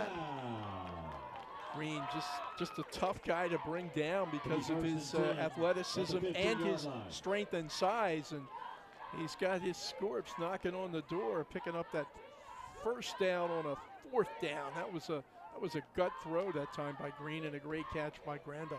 Boy, Jay, how these halves have just mirrored each other. Just flip them around. The first half, it was North turning the ball over, Laney capitalizing. And this half, it's been back-to-back Laney turnovers, and the North Brunswick offense staying on the field, chewing up clock, getting first downs and scoring. First, you know, I told you the old saying, most games are football games are lost, not won. Deshelle, that freshman, getting a lot of playing time, and you know, it's one thing to get playing time in a game that there's no outcome's already decided. This one, not so much. Boy, another hot snap in there. Green's got it. Still on his feet somehow inside the 10. Brought down at the 8-yard line. A gain of 4 sets up a 3rd and 3 from the 8. Well, that was Barroner, number 64 for Laney, in on the stop that time. But you're right about that snap. Gosh, it's kind of. I mean, Jay, it's coming in there. It's a fastball. It's scary, yeah. 3rd and 3. Green rolls out to his right. Oh. Jay, if he gets out of no this, way. If he gets out of no this. way. Jay, he's not going to have enough for the first down. He was pushed out at the 7, but that might be the best 1-yard gain I have ever seen. Let me tell you, he should have been down about 3 times. Yep. Somehow, you talk about escapability, right? You see it all on that particular play by Green, and somehow what would have been maybe a 7-8-yard loss puts a 1-yard gain and another big 4th down situation for North. Boy, what a huge play. 4th and 2 from the 7-yard line. North Brunswick needs the 5 for a first down.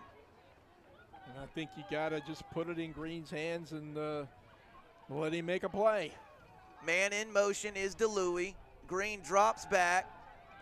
Oh. No flag on the play. Incomplete pass, and Laney forces a turnover on downs. Jay, I'm really surprised they put that one in the air. Well, that's just me. Well, you know, and look, Green is certainly capable. He is, but sometimes you got to give the other team credit. That time, terrific coverage in the end zone that time by Laney. There really wasn't anybody open, and nope. RJ trying to make a play there that just wasn't there. So Laney takes over on downs. Where's it marked? 1st and 10 at their own 7. Big defensive stand by the Bucks. Laney going to run it on 1st down, and if I can see through, that's Rivera on the carry. Stopped at the line of scrimmage. It'll be 2nd and 10 from the Laney 7-yard line. Jay, 4 minutes left in the 3rd quarter. Even despite the fact that North wasn't able to score there, Scorp's in a pretty good position here, considering how bad the first half went. If they could force a stop here, Laney would have to punt from deep in its own territory. And if they can stay away from a big Ty Little play, they got a chance to get the ball back in excellent field position. Running play up the middle.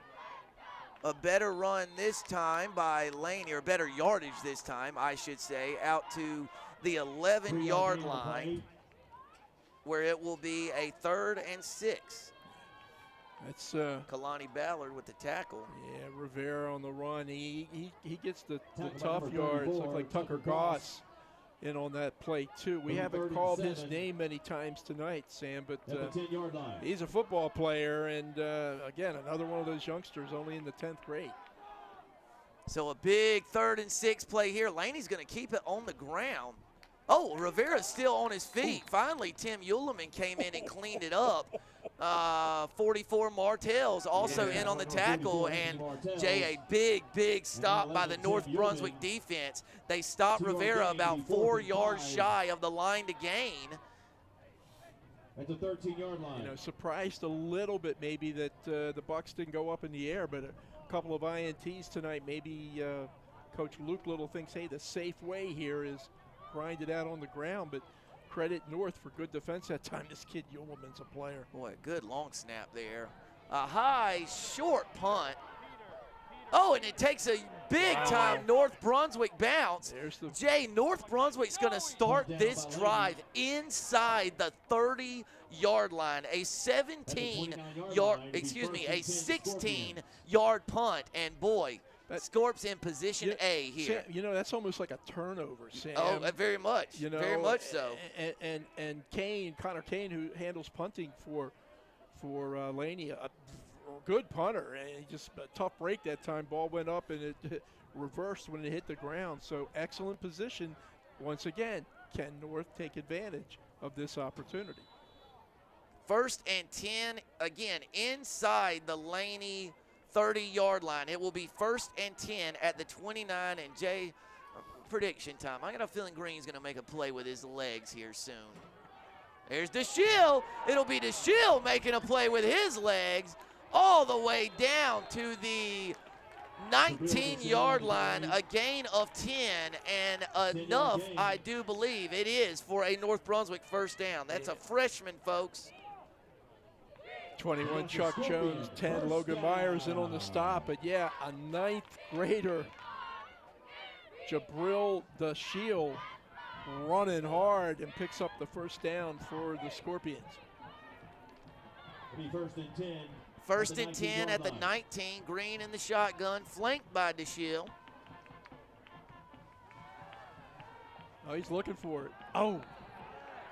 And Tate Davis saying, hey. Man, Tate Davis just, I'm held. yeah, was pleading with the referees for a penalty call, but there are no flags on the field. That'll set up a 2nd and 10 for the 19. Jay, it feels like North is having some success on the ground here in the second half, maybe more so than they did in the first. Well, they are a little bit, but you know, the ability to throw the ball allows you to run well too. Yep, that is the truth. And don't forget, Tate Davis, Dad's the coach for North, so he's been around football a lot. He was saying, yeah. You held me that time. He didn't get the call, though.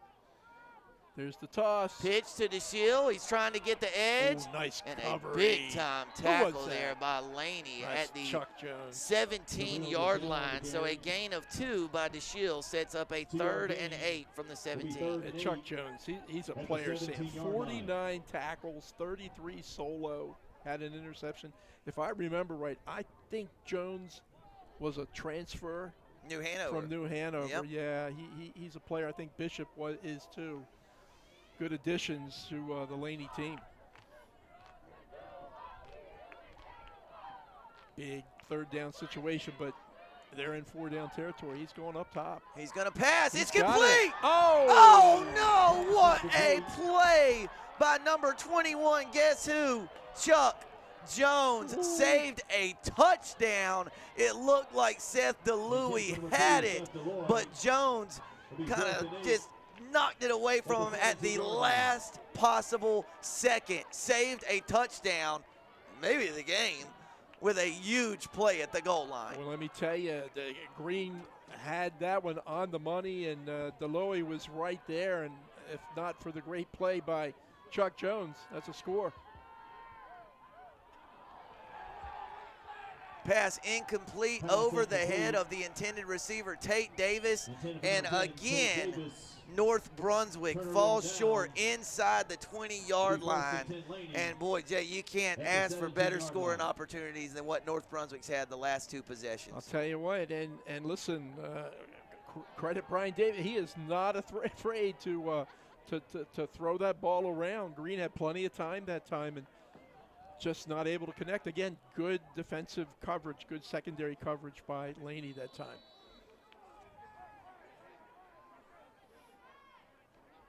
Little fakes the handoff, rolls out to his right. Oh, he's going. Fires it. He's got a man. Oh, what a great play by number 1, Marquise Willis. Just recovered very nicely and broke up the pass intended for Carson Atkins. The Marquis of Leland. Marquise Willis, great defensive play because 7, Carson Atkins had some separation. Jay, after such a fantastic first half, I don't think Ty Little has completed a ball here in this 3rd quarter. I know, but he sure is fun watching. Oh, man, he's an awesome young player. Great young talent.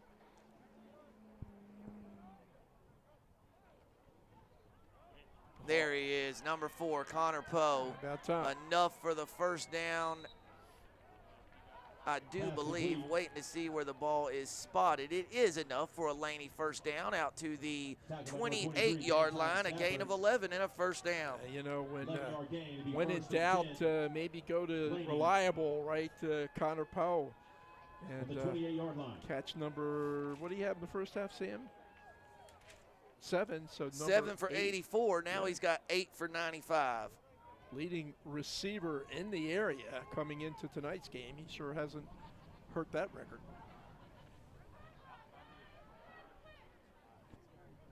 First and 10 from the 28. Rivera gets the handoff and is brought down. I think he lost a yard, Jay, maybe back to the 27. Nice tackle on number 44, Anthony Martels. I don't think Jacob Johnson has played much in this third quarter. Went out limping.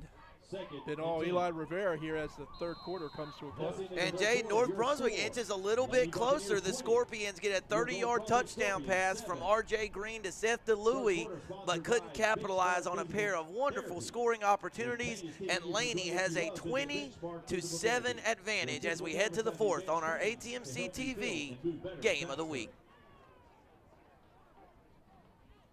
Also, Farm Bureau Insurance, located in Brunswick Forest. The team of Mark Ellenberg, Ryan Huffman, Jared Spate, Adam Clark, and Blake Huntley are ready to serve you. Give them a call, Farm Bureau Insurance.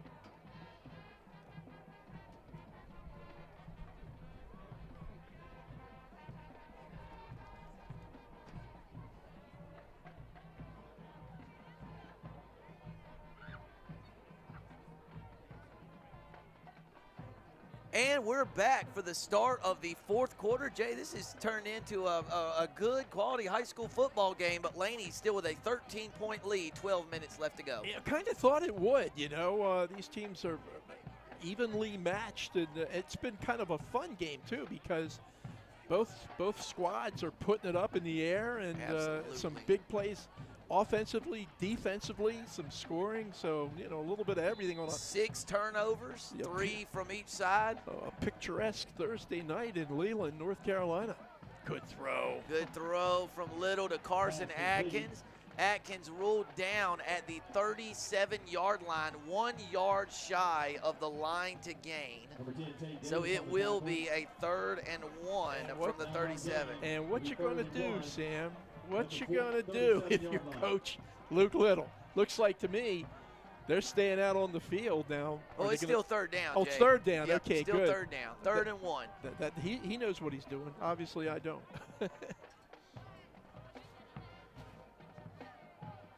Ty Little in the shotgun, flanked by Rivera. He's gonna hand it off to his tailback, and he's got enough for a Laney first down out to the 43, a gain of 6. Number 44, Anthony Martels. And Willis and Martels in on the stop, but not before the grinder. Eli Rivera averages just under 4 yards a carry. He's been out a couple of games, so big addition for Laney having Rivera playing tonight, particularly as it appears that maybe Jacob Johnson's a little nicked up, the sophomore who ran the ball so well in the first half. Rivera out to his right, a good, smart decision by Luke Little. Got it to Eli Rivera.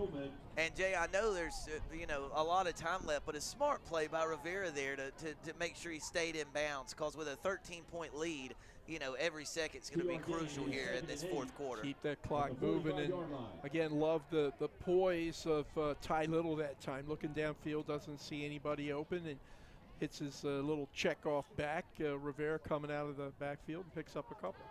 2nd and 8 from the 45-yard line. 20 left on the play clock. 10-10 left in the game. Laney leads 20-7. Boy, Rivera took a shot, kept his feet, and now he's got a big play all the way across the 45, ruled down at the 43-yard line, a gain of 12 yards and a Buccaneer first down. 5'9", 205 pounds, and man, he's a tough kid to bring down. Strong, and he ain't going to run away from you. He's going to run over top of you. Eli Rivera. Only a junior, you know. Gosh, he's an old man on this team. Started at tailback on last year's Laney team, so a 2-year starter. Pop pass to Connor Poe is dangerous when he gets the ball in his hands. Oh, Uleman delivered a big hit on the sideline, but it's going to be enough. It'll go down as a completion in the stat book of 13 yards from Ty Little to Connor Poe. Timmy Uleman with the stop that time. Uleman 30 tackles coming into tonight's game. He 2 fumble recoveries, and boy, North Brunswick would like to pick up another one right here if they could. They got to get this ball back with 9+ to go. Soon they're going to be playing the clock as much as they are going to be playing against the Laney Buccaneers. 1st and 10 at the 30-yard line of the Scorpions. A run pass option play. I believe the receiver thought it was going to be the R in the RPO, and Ty Little wanted the P in the RPO. Yeah, and I think, too, it may be a little bit of a mix-up that time. That's Connor Kane. I think Ty thought he was going out, and Connor Kane thought he was going in, and the result was an incomplete pass. So 2nd down for the Bucks. 2nd and 10 at the 30-yard line of North Brunswick. Laney 20, North Brunswick 7. Thanks for joining us tonight on the Game of the Week. Rivera gets the handoff. DeShiel meets him in the hole, slings him to the turf at the 29. A gain of 1 sets up a 3rd and 9 from the 29. Boy, the freshman's played some pretty good defense now. Jabril DeShiel. Levi Lindbergh close that time on the tackle, too. So sets up a 3rd down and 8-9 yards, Sam, in 4-down territory, though. Jay, we're going to call Jabril DeShiel's name a lot in the next 4 years. I believe so, and that's going to be against False Laney, start. I think it's on Poe out wide. False start. Yep, false start. So instead of 3rd and 9, it's going to be a 3rd and 14 from the 34. 3rd down. Again, my guess is, I guess they could punt it if they lose a yard here or don't gain anything, but likely have the option to go either way. Little in the shotgun, 2 receivers to the top, 1 to the bottom. Little fakes the handoff. He's going to try to take off and run with it. He's got a lot of running room, partner. And he's got enough for the 1st down, and it's going to be a late hit against number 10, Tate Davis, I believe, over there on the visitor's sideline. So it would have been a 1st down at the 19 after the 15-yard run, but now the ball's going to be at about the 9.5 after the penalty is marked off. One of the Scorpions, I think it was Deshaun Johnson, but I might be wrong on that, almost had Little at the line of scrimmage, and almost doesn't count, as everyone knows, except in horseshoes. And Ty was able to get around that and then get out of bounds, and then you add the personal foul penalty on it. That's a huge gain for the Buccaneers. 25 yards, partner, between the run and the penalty. It'll be 1st and goal at the 9-yard line. And Jay, while North Brunswick certainly had its chances in the 3rd quarter, a Laney touchdown here would make it real tough on the Scorpions moving forward. 3 scores and, not a lot of time to do it.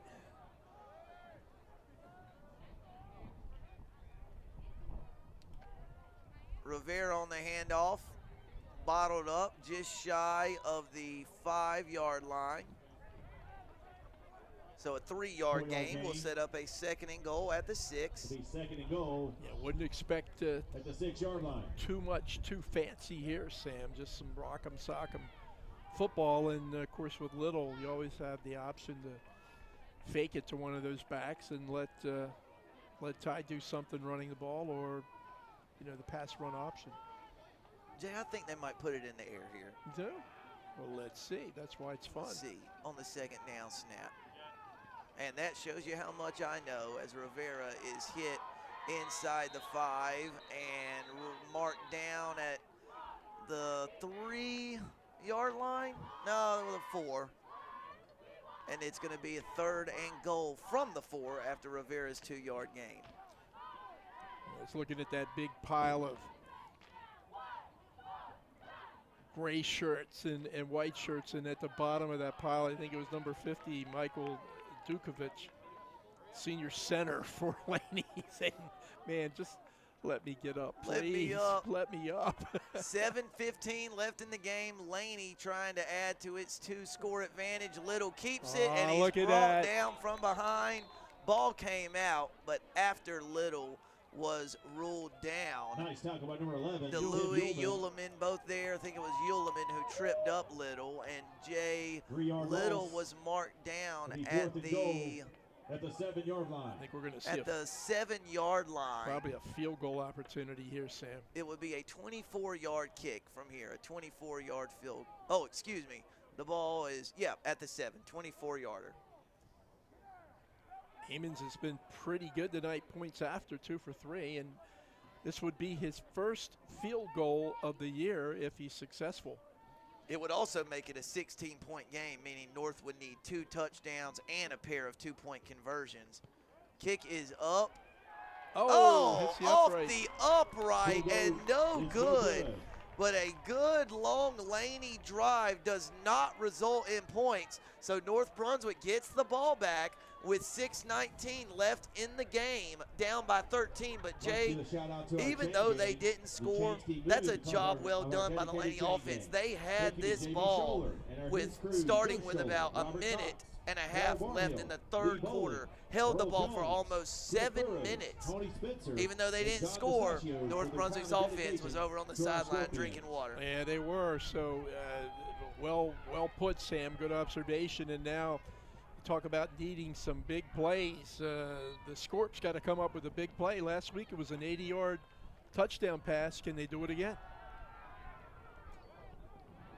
Ooh, very nearly picked the pass a little bit behind the intended receiver, DeLuey. It'll be 2nd and 10 from the North 20. Yeah, it looked like Davis was trying to run a go, and Green came back to the shorter guy, which was DeLuey, but not able to connect. So 2nd down, you're going to see the ball in the air here quite a bit, I think, from North on this possession. And remember, Jay, if Green can break contain, he's dangerous with his legs. He can do that for sure.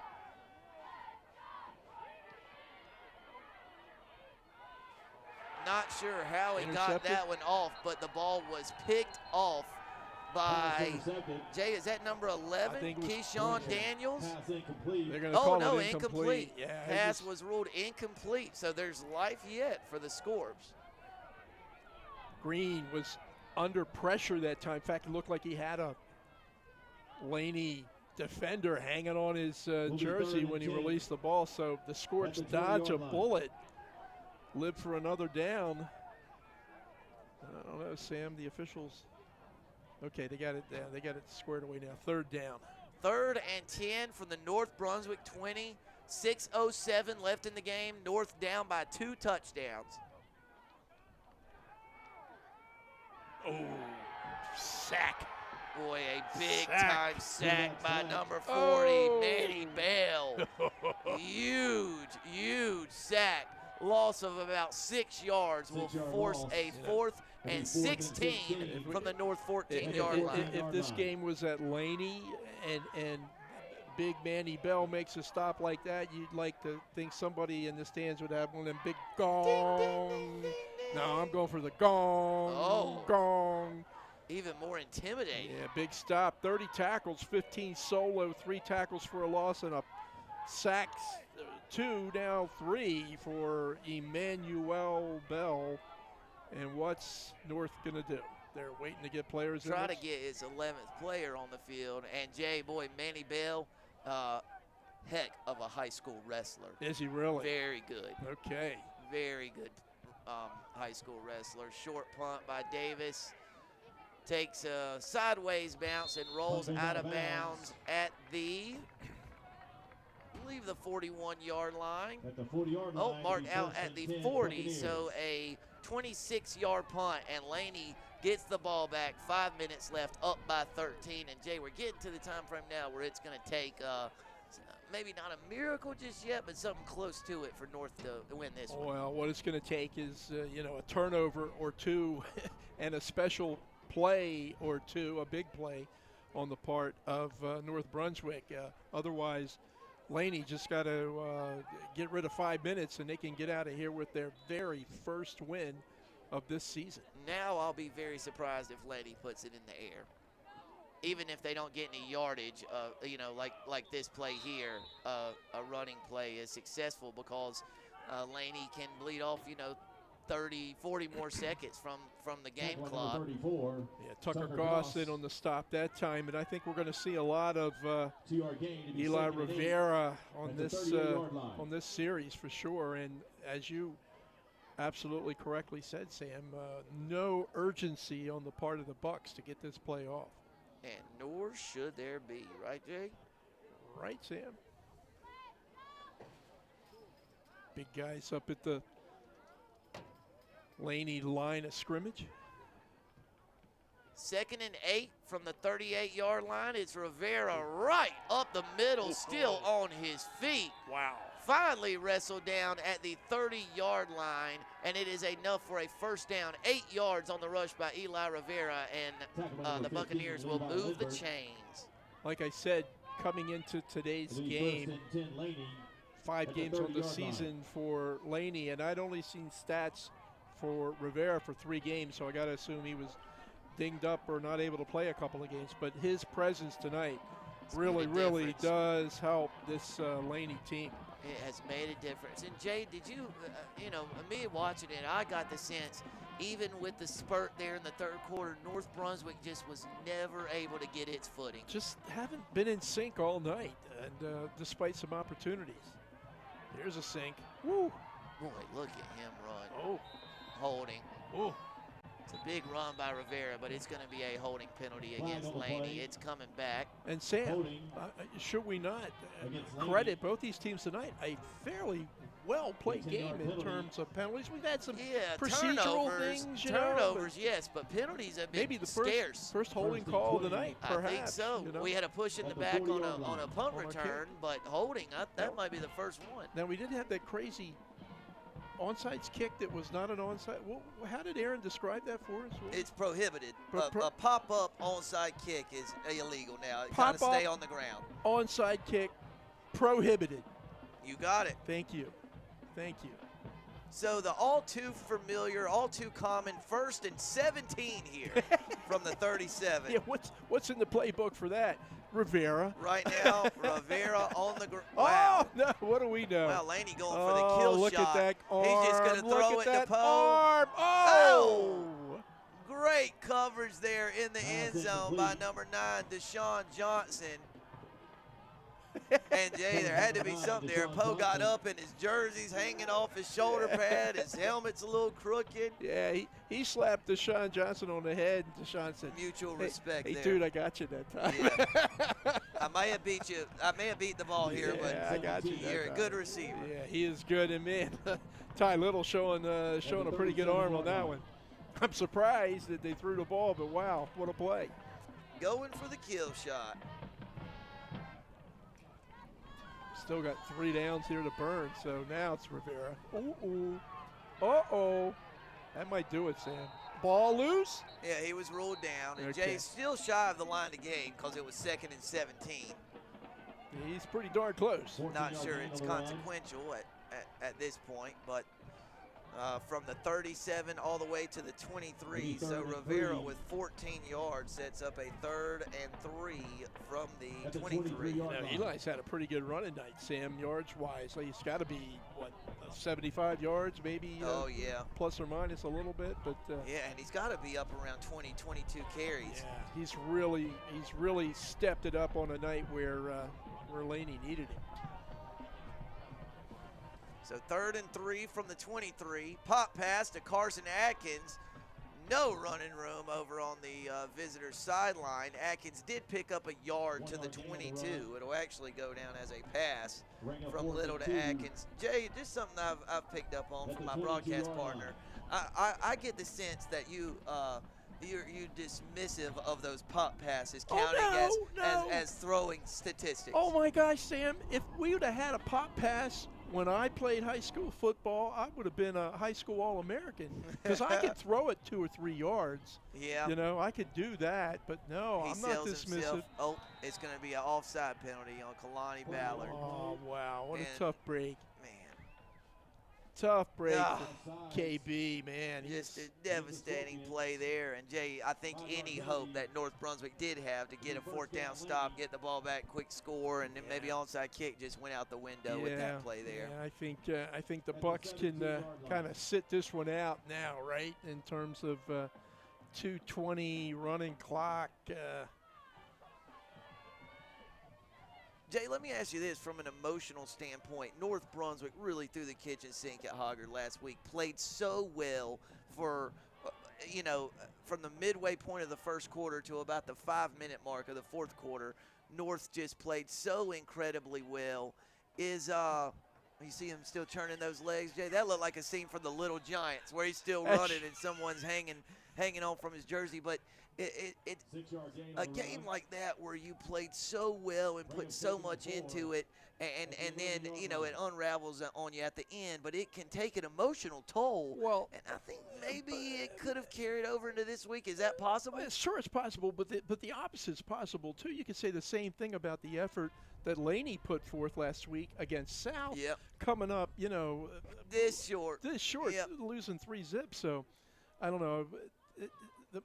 Football is an emotional game, so I wouldn't discount either. So Rivera gets it awfully close to the line to gain, ruled down at about the 9-yard line. It'll be a 3rd and 1. Jay, we're all the way down to 1 minute and 5 seconds left in the game. And unless something crazy happens here in the final minute, Laney is going to get its first win of the 2021 season. Yeah, and again, we kind of kidded around saying it, but we said early in the season you want to get them guys now, not get them guys in week 5 or 6. And North Brunswick got them in week 6, and it's a different team. Timing. Yep. Oh, Rivera ran right into Tim Uleman. Oh, Jay, look at this. Fumble. Oh, come on, Sam. Oh, look at Connor Poe run. Come on, look Sam. at Connor Poe run. And he may have just saved, maybe not the game, but he saved a Marquise Willis touchdown. Wow. Did you see him flying? He can move. He can flat out move. But, I'm saying holy cow, because that's exactly what happened to North last week. Yep, right? exactly. The fumble and the 80-yard return for a score. For a moment, it appeared that Marquise Willis was going to do the same thing, but Connor Powell, he can run and chases him down. So still got 26 seconds to go, Sam. I don't know that it's going to change the outcome of the game, but the final score could change here. Uh-oh. Green just flings it deep. Oh, Jay, almost a deflection and into the hands of DeLuey there. Instead, it's an incomplete pass, and the game clock all the way down to 19 seconds left. Tate Davis was climbing the ladder that time, wasn't he, trying to bring that one in? And you're right, the deflection almost went to his teammate DeLuey. I still can't get over how fast Connor Poe was running there. Marquise Willis is not slow. No. He is not slow, and Poe tracked him down in no time. Poe's 6'3". Yeah. Uh-oh. Pressure. Yeah. That's it. That's it. So we are going to have a timeout by North Brunswick. 12 seconds left on the game clock. North Brunswick trailing 20-7. Looks like Laney will improve to 1-5. North Brunswick going to fall to 1-4 on the season. North Brunswick a game behind some of the other Mid-Eastern Conference teams. Remember, New Hanover suspended its season indefinitely due to some COVID protocols. West Brunswick was supposed to play New Hanover tonight, but that game canceled. So there's going to be a couple Mid-Eastern Conference teams that finish the season with 6 games instead of 7 by virtue of the New Hanover news. And, Jay, how about this for a schedule? South Brunswick plays Ashley tonight, Hoggard on Monday, and then hosts West Brunswick on Friday. That is 3 games in 8 days. Well, and how about this for the TV schedule? We will be in Boiling Spring on Monday for the Hoggard South matchup, and then we'll be right back there a week from tomorrow, next Friday, for the West at South rivalry game. So that should be a good one, partner. Going to be some fun. Davis. Oh, separated from the ball. It gets by Chuck Jones. Jay. So 6 seconds left. It's going to be a 4th and 10 from the 41-yard line. How did the Chuckster do that? Yeah, Poe back there, as Aaron pointed out to us, in coverage as well. So RJ throws him up there, don't he? Yeah, and Jay, if it's a jump ball, I like Poe's chances. Yeah. He can jump, he can run. False start. Oh, there was no whistle. They threw a throwback screen to Tate Davis. What a brilliant play call that is. And, Jay, that is it. The Laney Buccaneers, 20-7 winners. The pass was down to the 25-yard line. And look at the Laney Buccaneers celebrate, Jay. Wow. Been working so hard since Luke Little got this head football job. And to see it culminate with a victory for the first time, it's a special feeling. Yeah, it really is. You know, this whole spring football season has been fun. Because, you know, we had gone so long without it. It just is great to see the kids play. And when you see a team that's worked so hard as Laney has all year and not come away with a win, it's kind of a good thing for the Bucks tonight to get on the victory side of the ledger with a hard play, well-deserved victory over a good North team. Again, a team that's kind of trending in the right direction. Had some issues tonight, particularly in the first half, but weren't able to get out of it enough to get out of here with a win. But a fun game, a good game, and you see a lot. You see the future of the conference here tonight with these two teams, because so many young football players that are really good. Some really good talent across southeastern North Carolina, particularly in the Mid-Eastern Conference. Jay, for Laney, it was 2 Eli Rivera rushing touchdowns and a touchdown pass from Ty Little to Carson Atkins. North Brunswick had a furious third-quarter rally there, scored a touchdown on a 30-yard pass from R.J. Green to Seth Louis, and then had 2 more scoring chances inside the 20 of Laney. Could not capitalize. And then Laney really, for the fourth quarter, just bled clock. You know, didn't move it particularly well, but was able to get enough first downs to keep the game clock moving. And first win for the Buccaneers. And, Jay, what a season this has been in the Mid-Eastern Conference. Seems to Hoggard in kind of a tier, by itself, it seems. And then West Brunswick and Topsail and New Hanover probably before their season ended bunched together. And then just, kind of a rock fight between all of them, just beating up on each other, right? Yeah, the Brunswick County schools are kind of hanging tough, and luckily, as we said earlier, we've got 2 more county games to bring to you here on ATMC next Monday at South with Hoggard and next Friday at South with West. So lots of good high school football still to play in this spring season, and then who knows, the playoffs may break right for a Brunswick County school, and if they do, hopefully ATMC will be along for the joy of playoff football. Jay, Hoggard was a 38-7 winner over Topsail tonight, which clinches the Mid-Eastern Conference title, at least a share for the Hoggard Vikings, depending on Week 7 results. But we'll have all that covered for you next week. if anyone wants to submit a rent payment, we're going to have to do that in Bowling Spring Lakes next week. We're going to be up there twice in 5 days. They may charge us rent for press box space. They should anyway. I mean, I'm afraid we've worn out our welcome, but yeah, no doubt about it. Hopefully they'll let us. Coach Lewis will let us come back a couple of more times. For years, it was Chris Rayner who put up with us at South Brunswick. Now it's Justin Garza's turn to endure the pain of welcoming ATMC TV in the mix. Thank you to our viewers for joining us tonight. For the real heroes behind our operation, Aaron Varnum and Nathan Evers. He is Jay Combs. I am Sam Hickman. Hey, can I say something? Please. Happy Easter. Happy Easter. Yeah. All of our viewers, happy Easter. Maybe you get a long weekend at work, and if so, we hope you enjoy every second of it. But don't you forget, next week, to tune in on Monday night and Friday night. We'll be at South Brunswick both times. Hoggard on Monday. The ATMC Easter Bunny is coming. That's right. But instead of robbing eggs, you're getting Sam Hickman and Jay Combs in your living room. Thank you so much for your viewership. We appreciate you, and we'll see you next time after the holiday weekend right here on ATMC TV.